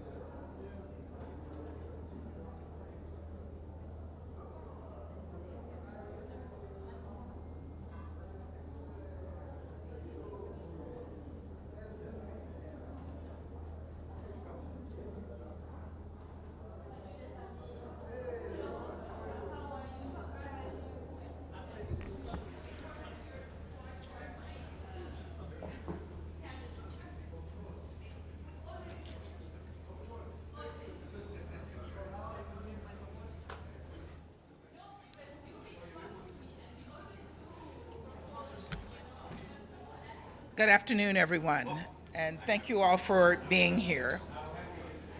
I just spoke about this in the chamber, but I wanted to start here by acknowledging an unthinkable loss, and that's over 100 UN staff in Gaza. All of our hearts are heavy. These humanitarians were on the ground working to save lives, and we mourn with the families and loved ones of UNRWA workers who were caught in the crossfire. Since Hamas' barbaric attack on October 7th, the world has turned to the Security Council for leadership, and many have been rightfully frustrated by its lack of progress. We got very close last month when the United States put forward a strong and balanced resolution that 10 members of the council voted for and would have been adopted if not for vetoes by Russia and China. But today, we were able to adopt a resolution on this conflict. And as I said in the chamber, I'm horrified that a few members of this council still cannot bring themselves to condemn the barbaric terrorist attacks that Hamas carried out against Israel on October 7th. There's no excuse for the council's inability to condemn Hamas, none whatsoever. That said, the United States supports many of the provisions of this resolution, the calls for Hamas to release the hostages, for international humanitarian law to be respected, for humanitarian pauses that will enable the unhindered flow of urgently needed humanitarian aid, and for safe passage of civilians fleeing the fighting. We also know that while this resolution is critical, its passage alone will not save lives. Actions on the ground will. We've worked with Israel, its neighbors, the United Nations, and other partners to get aid into the hands of vulnerable Gazans. And we have secured initial steps for critical humanitarian pauses that should be coordinated with the UN to enable hostage release, help civilians reach safe areas, increase the flow of aid, and ensure it reaches those in need. But I know that so much more needs to be done. That includes providing fuel so that the UN can keep trucks flowing, and so that medical facilities starved of vital supplies by Hamas can continue to function. As I said in the Council, ultimately the United States abstained on this resolution because what wasn't in it? Any mention, let alone condemnation, of Hamas's slaughter of innocent civilians, any affirmation of Israel's right and indeed its responsibility to protect its people from acts of terror.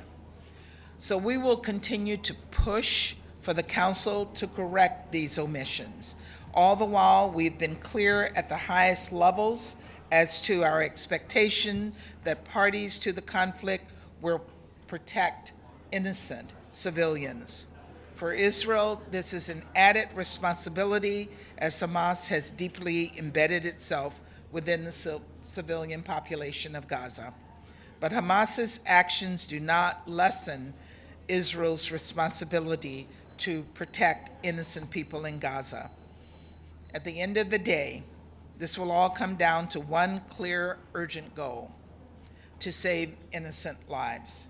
We will continue to press for the measures that will save lives in the immediate term, and we will continue to call for measures that will save lives in the long term and ensure Israelis and Palestinians can live side by side in states of their own with equal measures of security, freedom, opportunity, and dignity.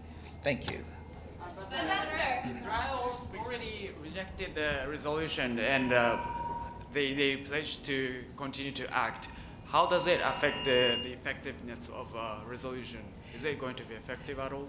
The resolution was an important statement by the Council on the situation on the ground in Gaza that focused on the humanitarian situation, and we do look forward to it having an impact on the ground.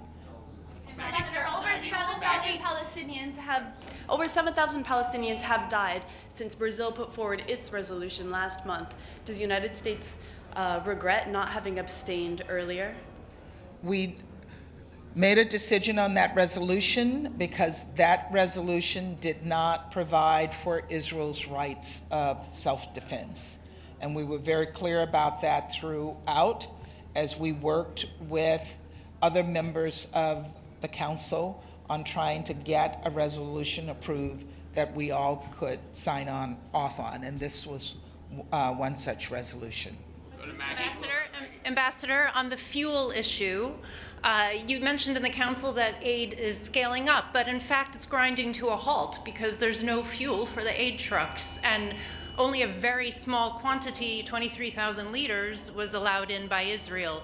What is the United States doing to get what the UN says they need 160,000 liters? We're doing everything possible on the ground. We have people there in the field working with the Israelis, working with the Egyptians, and working with the UN to respond to those needs. And we will continue doing that until we're able to deliver what they require. Why are your efforts ineffective to get aid? Ambassador, the resolution that you vetoed also did not call for Israel's right to self-defense. It had the same omissions, it had the same call for a humanitarian pause. Why wait until 4,000 children were dead to This was a resolution that specifically addressed the humanitarian needs. The other resolutions did not. Those other resolutions were political resolutions. And as I said, this resolution is a huge step forward.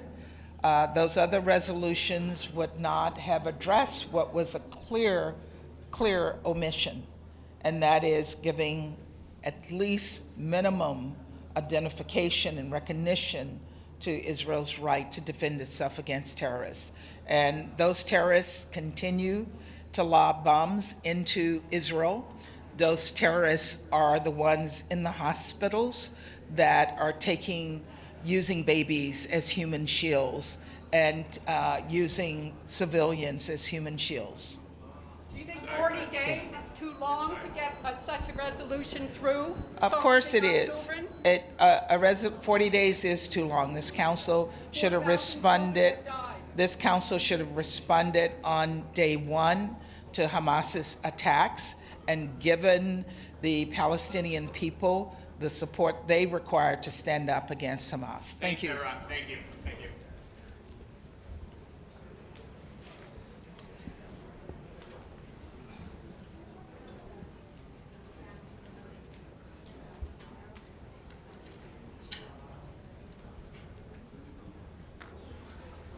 All right.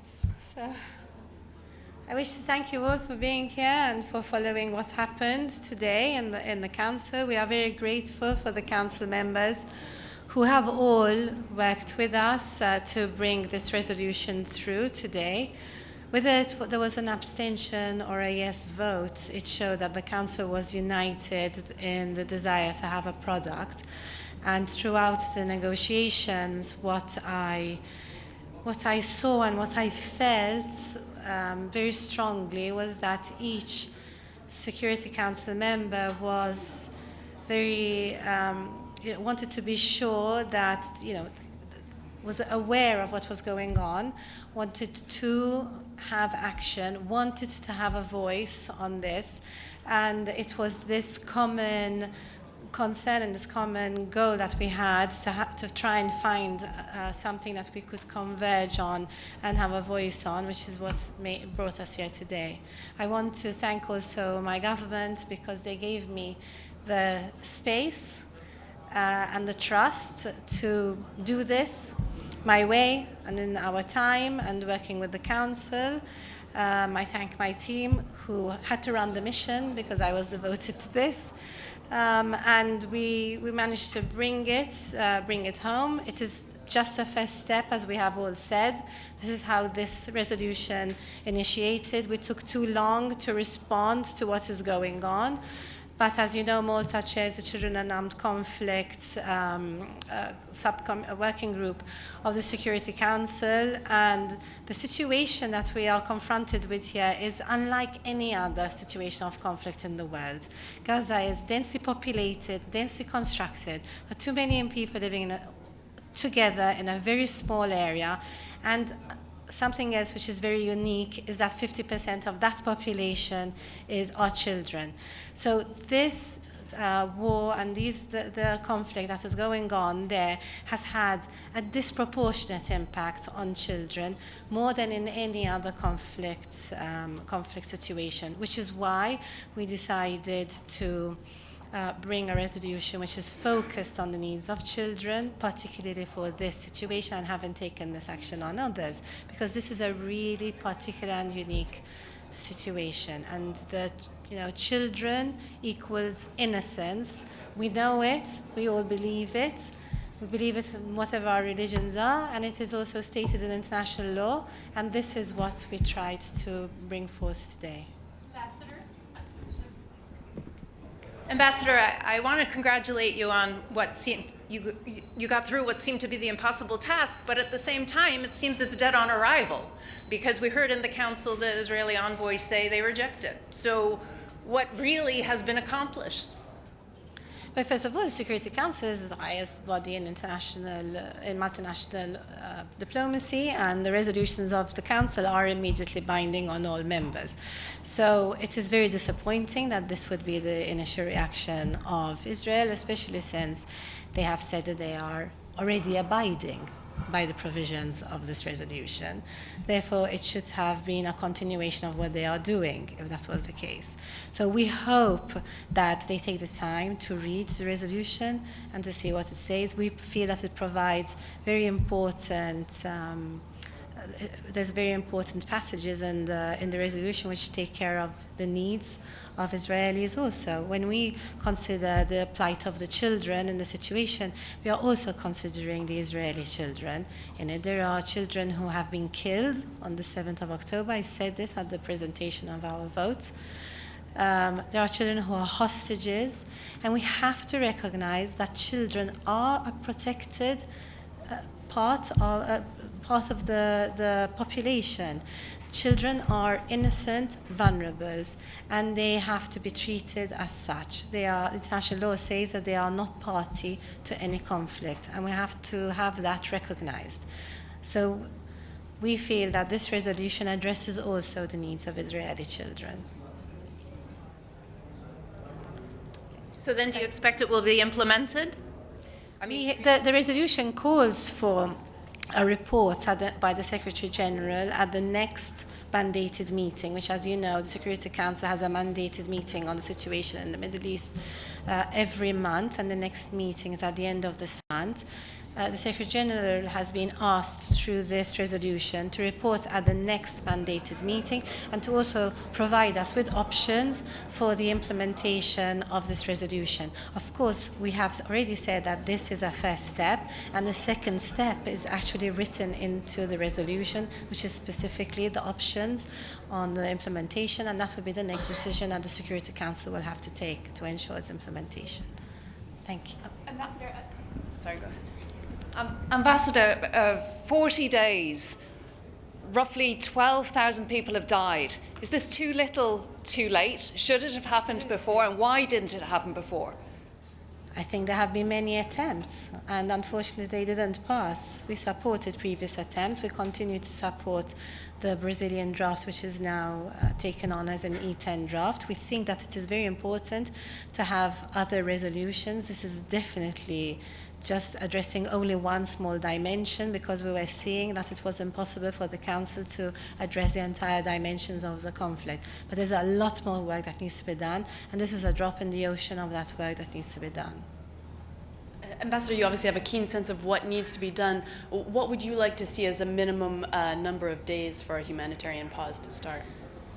Well, we really rely on the humanitarian actors on this, but in our consultations and when we were drafting this resolution, first of all, I have carried out humanitarian work myself, and I did call on a lot of my own personal experience when I was writing this resolution, because I carried out humanitarian work in the revolution in Libya, where Malta had a very similar response with a humanitarian corridor from Malta into Libya and bringing out injured children and sick children for care in Malta. And I led that response for Malta.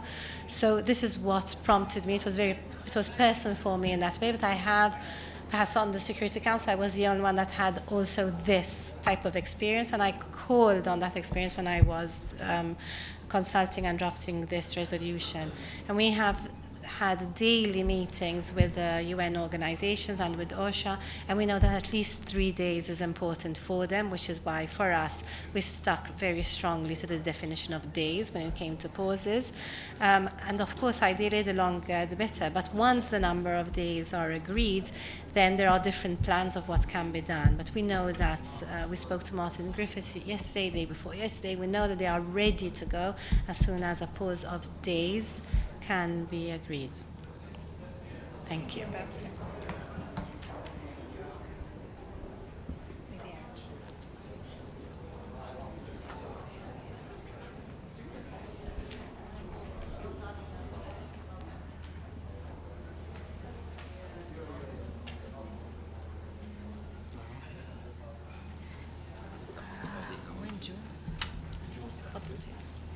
June. Do you want me to say a few words first? Members of the Security Council.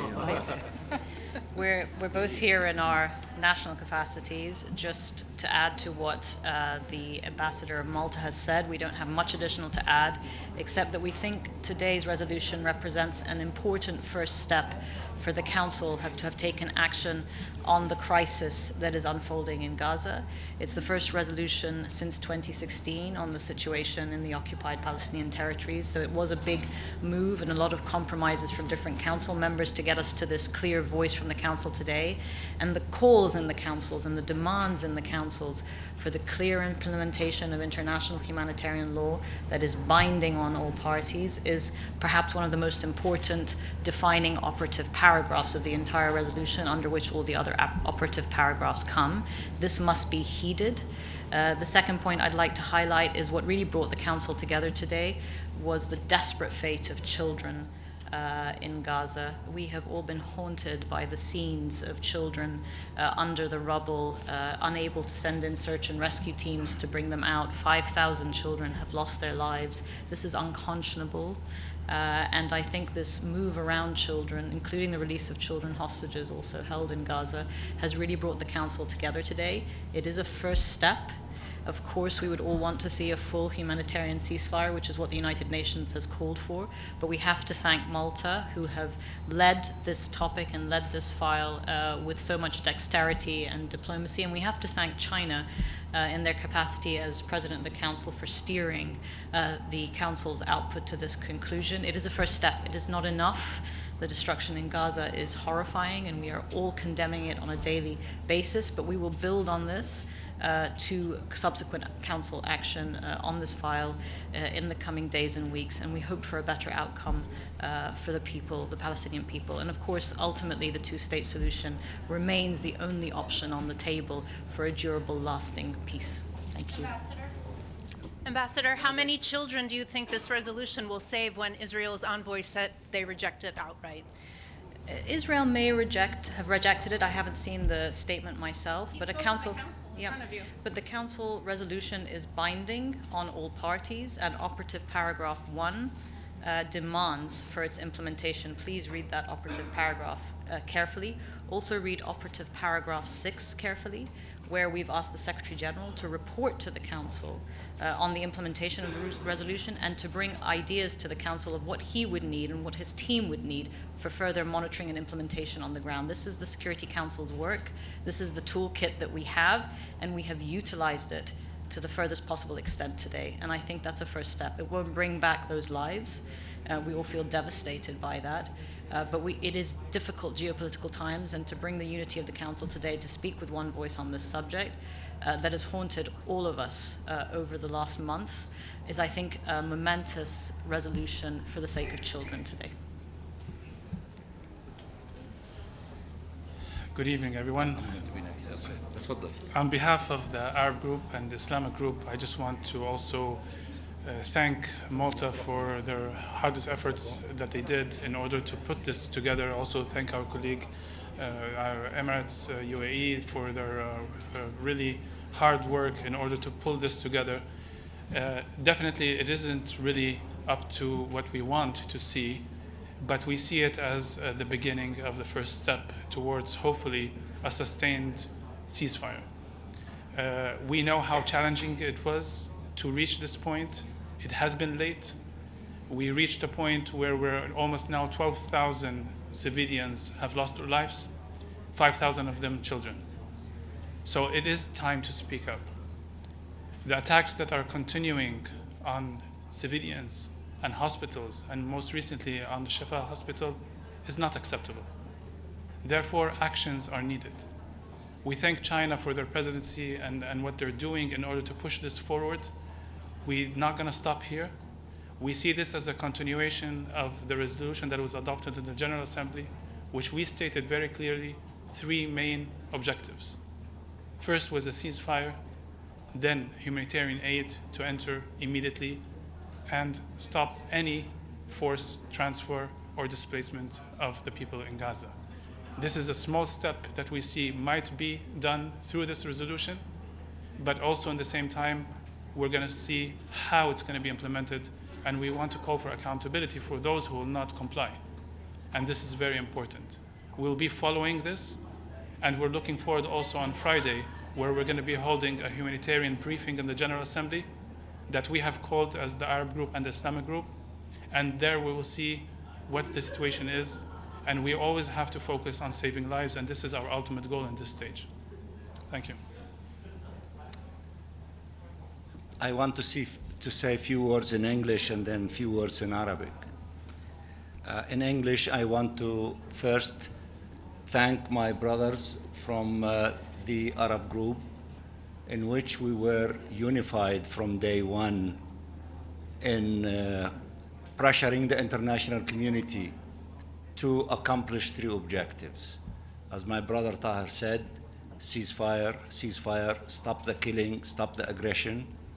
Then massive humanitarian assistance to the Palestinian people, food, water, medicine, fuel, at scale as suggested by the Secretary General, to reach all corners of the Gaza Strip.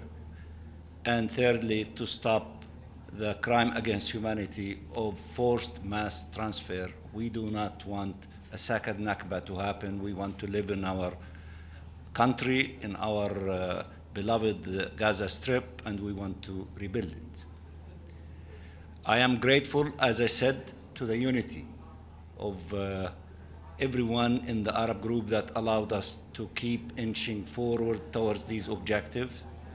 And also I'm grateful to the unity of the Organization of Islamic Cooperation, who are also with us, and we work together, whether in the General Assembly or in other components of the United Nations.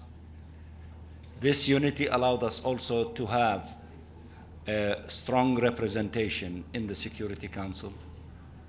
My sister, you know, Her Excellency Lana Nusseibeh, the PR of the United Arab Emirates, she represented us well. She coordinated with us in every minute detail, and we complemented each other in order to accomplish the things that we've accomplished in the General Assembly, in the Security Council, and with the Secretary General of the United Nations. We are grateful to her and to her skills in also bringing along a friendly country, Malta, to introduce this resolution through a collaboration between the representative of the Arab countries, United Arab Emirates, and Malta, that allowed us to have this small, modest resolution. And of course, we are honored that during the presidency of China, a true friend to the Palestinian people and to their cause, that this resolution was adopted during their presidency. We are grateful to you and to many friends from all corners of the globe. The big test for us was in the General Assembly. We prevailed. We produced a humanitarian resolution, important one. We did not deviate from the objective of concentrating in a humanitarian way in putting an end to this crime that is unfolding before our eyes, engulfing the Palestinian people, the 2.3 million of them in the Gaza Strip and the millions in the West Bank, including East Jerusalem. And our hearts are torn apart when we look at the children being killed and injured or trying to dig them out from under the rubbles. 5,000 children to be killed in the Gaza Strip while the international community watching, while the Security Council is watching, is a stain in the forehead of the Security Council. They should have acted long time ago. That would allow for the saving all those children. But nevertheless, we want to save the remaining hundreds of thousands of children and civilians. We need to save their lives. That's why this resolution is a small step in the right direction. It did not produce ceasefire, but it's a step in that direction. We want ceasefire, permanent ceasefire, to take place. And we will keep knocking on the door of the Security Council. The crime committed yesterday and today in the Shifa hospital, something that we will not forget. And we will keep coming back to the Security Council, and we will go back to the General Assembly in the format of listening to representatives of humanitarian organizations of the United Nations to brief the international community about the situation in the occupied Palestinian territory, especially in the Gaza Strip. And we will decide on further steps as we move forward. We will not relent. We will not stop until we see the accomplishment of the resolution of the General Assembly and this small resolution in the Security Council in our way of putting an end to this crime against the Palestinian people and the barbaric attacks against our civilian population in the Gaza Strip. And then hopefully after that, a door will be opened for a meaningful political process. Let me just say a few things in Arabic. نشكر الأشقاء العرب وفي منظمة التعاون الإسلامي وأختنا لانا ممثلتنا في مجلس الأمن، وكذلك صديقنا ممثل رئيس مجلس الأمن سفير الصين الذي اعتمد هذا القرار بعد 7 سنوات من اعتماد آخر قرار إزاء المسألة الفلسطينية تحت رئاسته. هذه خطوة متواضعة في الاتجاه الذي نريد أن نصل إليه، وهو وقف إطلاق نار كامل وشامل وإدخال مساعدات إنسانية بالمستوى الذي يحتاجه أهلنا في قطاع غزة من ماء وغذاء ودواء ووقود لتتمكن المستشفيات من القيام بواجباتها، ولتتمكن محطات تحلية المياه من توفير مياه صالحة للشرب لأهلنا، وكذلك من أجل أن تتمكن الحافلات والسيارات من توزيع المساعدات الإنسانية التي تدخل من جنوب غزة لتصل إلى كل مكان في قطاع غزة. هذه خطوة صغيرة في الاتجاه الصحيح بعد 40 يوما اتخذها مجلس الأمن، وعار على جبينه أنه لم يتدخل مبكرا، لكنا قد أنقذنا ربما الآلاف من حياة الأطفال والمدنيين.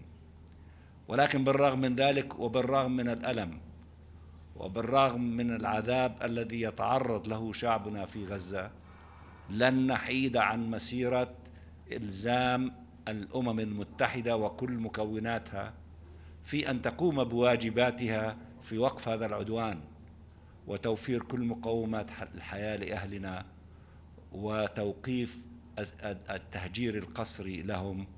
وبعد ذلك سننطلق إلى آفاق سياسية توصلنا إلى إنهاء الاحتلال وإنجاز استقلال دولة فلسطين وعاصمتها القدس الشريف، وحل عادل للاجئين على قاعدة القانون الدولي وقرارات الأمم المتحدة ذات الصلة، خاصة قرار 194. ولن ننسى المجرمين الذين أعطوا الأوامر لإحداث هذه الكوارث أن نلاحقهم في المحاكم الدولية كي يلقوا العقاب الذي يستحقوه. فمثل هذه الجرائم الذي يذهب ضحيتها 5000 طفل وعدد كبير من المدنيين، لن نسمح لها أن تمر مرور الكرام، ولكن ذلك سيأتي في الوقت المناسب بعد أن نضع حدا لهذا العدوان. وأنا أعتز وأفتخر أنني جزء من هذه المجموعة، ومجموعة أكبر مش موجودة معنا طبعا، وزميلنا من كوبا كذلك موجود معنا. كل هؤلاء الناس الذين عندهم ضمائر حية، والذين يتقطعوا ألم وهم يروا ما يحل بالشعب الفلسطيني في قطاع غزة، ويقفوا معنا ويساندونا ويدعمونا ويدعموا الشعب الفلسطيني، ونراهم بالملايين كذلك في شوارع وعواصم الدول المختلفة. نحن نحييهم جميعا ونعمل معهم كل من موقعه للوصول إلى وقف هذا العدوان وتوفير كل مستلزمات الحياة لأهلنا. وشكرا على تواجدكم معنا، أنتم تغطون دائما. I want to give my friend, now just a second, please. I will respond to your question. I should say I fully agree with what has been said by Ambassador Nusebe, Ambassador Mansour, and other colleagues. And simply to say that, first, the resolution adopted is really a meaningful step towards the final ceasefire and also the settlement of the conflict. And for that, I should really highly appreciate the strong solidarity and unity demonstrated by the Arabic countries and Muslim countries, and in particular the leading role played by Ambassador Mansour and Ambassador Nusebe, and also the great contributions made by other colleagues. I don't believe that without this solidarity, this unity, we can get what has happened to happen. And second, we have adopted a resolution, but we should not simply stop here. There are many things to be done. The most important thing is to get this resolution implemented fully, and so as to realize a complete and lasting ceasefire and peace. And for that, we need to continue to make our joint efforts. And as the rotating presidency of the Council, we will continue to make along that direction. And third, in the long-term run, the solution lies in the implementation of the two-state solution. We have mentioned that many times. And if we do not want to see the resurgence of such tragic situations, we need to give all the fundamental rights back to the Palestinians and to get the two-state solution realized, and also to let the Palestinians to decide their own future. That's really what I wish to emphasize. Thank you again. Thank you. How would you explain this vote to the families who have lost their children in Gaza and for whom this resolution comes far too late, is a failure for them? How would you explain it to them? I'm sure you know very well what happened in the past 40 days, and there's a strong willingness in the Council to have a resolution adopted. So we tried the Brazilian one, we tried several times the Russian texts, and then, for the reason we all know that we were not able to get there. But we have never given up, and it's late, but it's a very, very important and meaningful first step. We hope that with this step, with our further effort, we can see a lasting peace and also, at this moment, a really consolidated ceasefire. I promised you to ask a question. You are the last one, and I think we need to go. In 1973, King Faisal of Saudi Arabia announced an embargo on oil sales to Western countries plus Japan in retaliation for their support of Israel. I wonder if you expected same support from Arab countries since October 7th. I missed the first part that you in 1973, 73, yes. King Faisal announced that embargo. Yes. You remember that. So I wonder if you expected same support from Arab countries since October 7th. I think that the Arab countries and the Muslim countries just concluded a summit in Riyadh, and they adopted very strong declarations, and I advise you, to go back to that very strong, statement that contained a number of elements that are very strong and powerful, and we will be working and guided by such declarations from Riyadh that, among other things, that it helped us and the pressure that it created, it was an added element that allowed us to have this small step in the Security Council to have a humanitarian resolution without condemnation of anyone, which was the position of a number of countries fixated on the condemnation of one side, and they are not moving beyond the October 7th, and as if, history started on October 7th.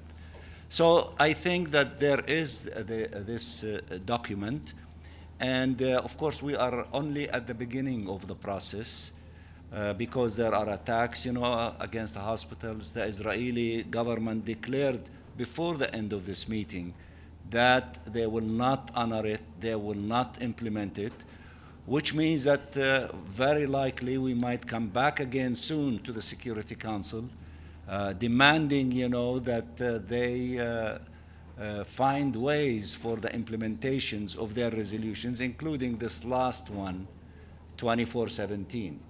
So therefore, there are a lot of things before us that you could see through them the demonstration of the strength of the Arab and the Muslim countries and other countries, not only them, because now we are going to meet with different, regional groups, and we are going, to continue the mobilization so that we can succeed in having a ceasefire, in implementing, the essence of the resolution of the General Assembly, and to expand on the current resolution that was adopted today, and move into the political horizon and move into the accountability dimension.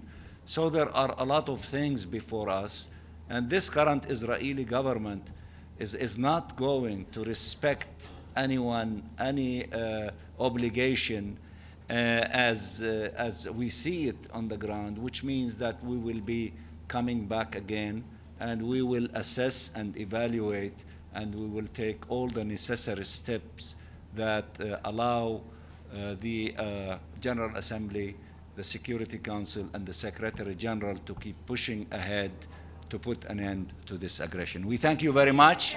And ambassadors, very quickly, if we can ask you about concrete next steps, given that children are dying every minute and every hour in this conflict, can you paint a realistic picture of the challenges of implementing this resolution, given Israel's intensifying criticisms of the U.S., of the UN, and its position on this resolution? I'll just quickly answer this because you've waited very patiently today. Security Council resolutions and the toolkit we have as an international community are imperfect by design. That doesn't mean we do not do our best every day and each day as diplomats to try and find the compromises and use that toolkit in order to save lives.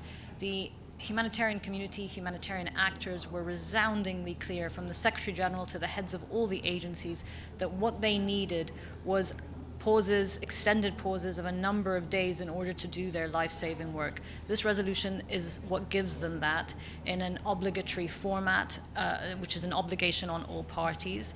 It is short by design, it is operative by design, and it is a humanitarian imperative-focused resolution by design. There is also a clear mechanism for follow-up monitoring and implementation. We ask the Secretary General to come and report back to the Council at the mandated monthly meeting of the Security Council that will be happening in about 10 days from now on how implementation of this resolution is being applied by the agencies. We consulted widely with humanitarian agencies, with humanitarian actors, with NGOs. As the Arab representative on the Council, we consulted closely with members of the Arab group, and we consulted widely with the NGOs doing this life-saving work.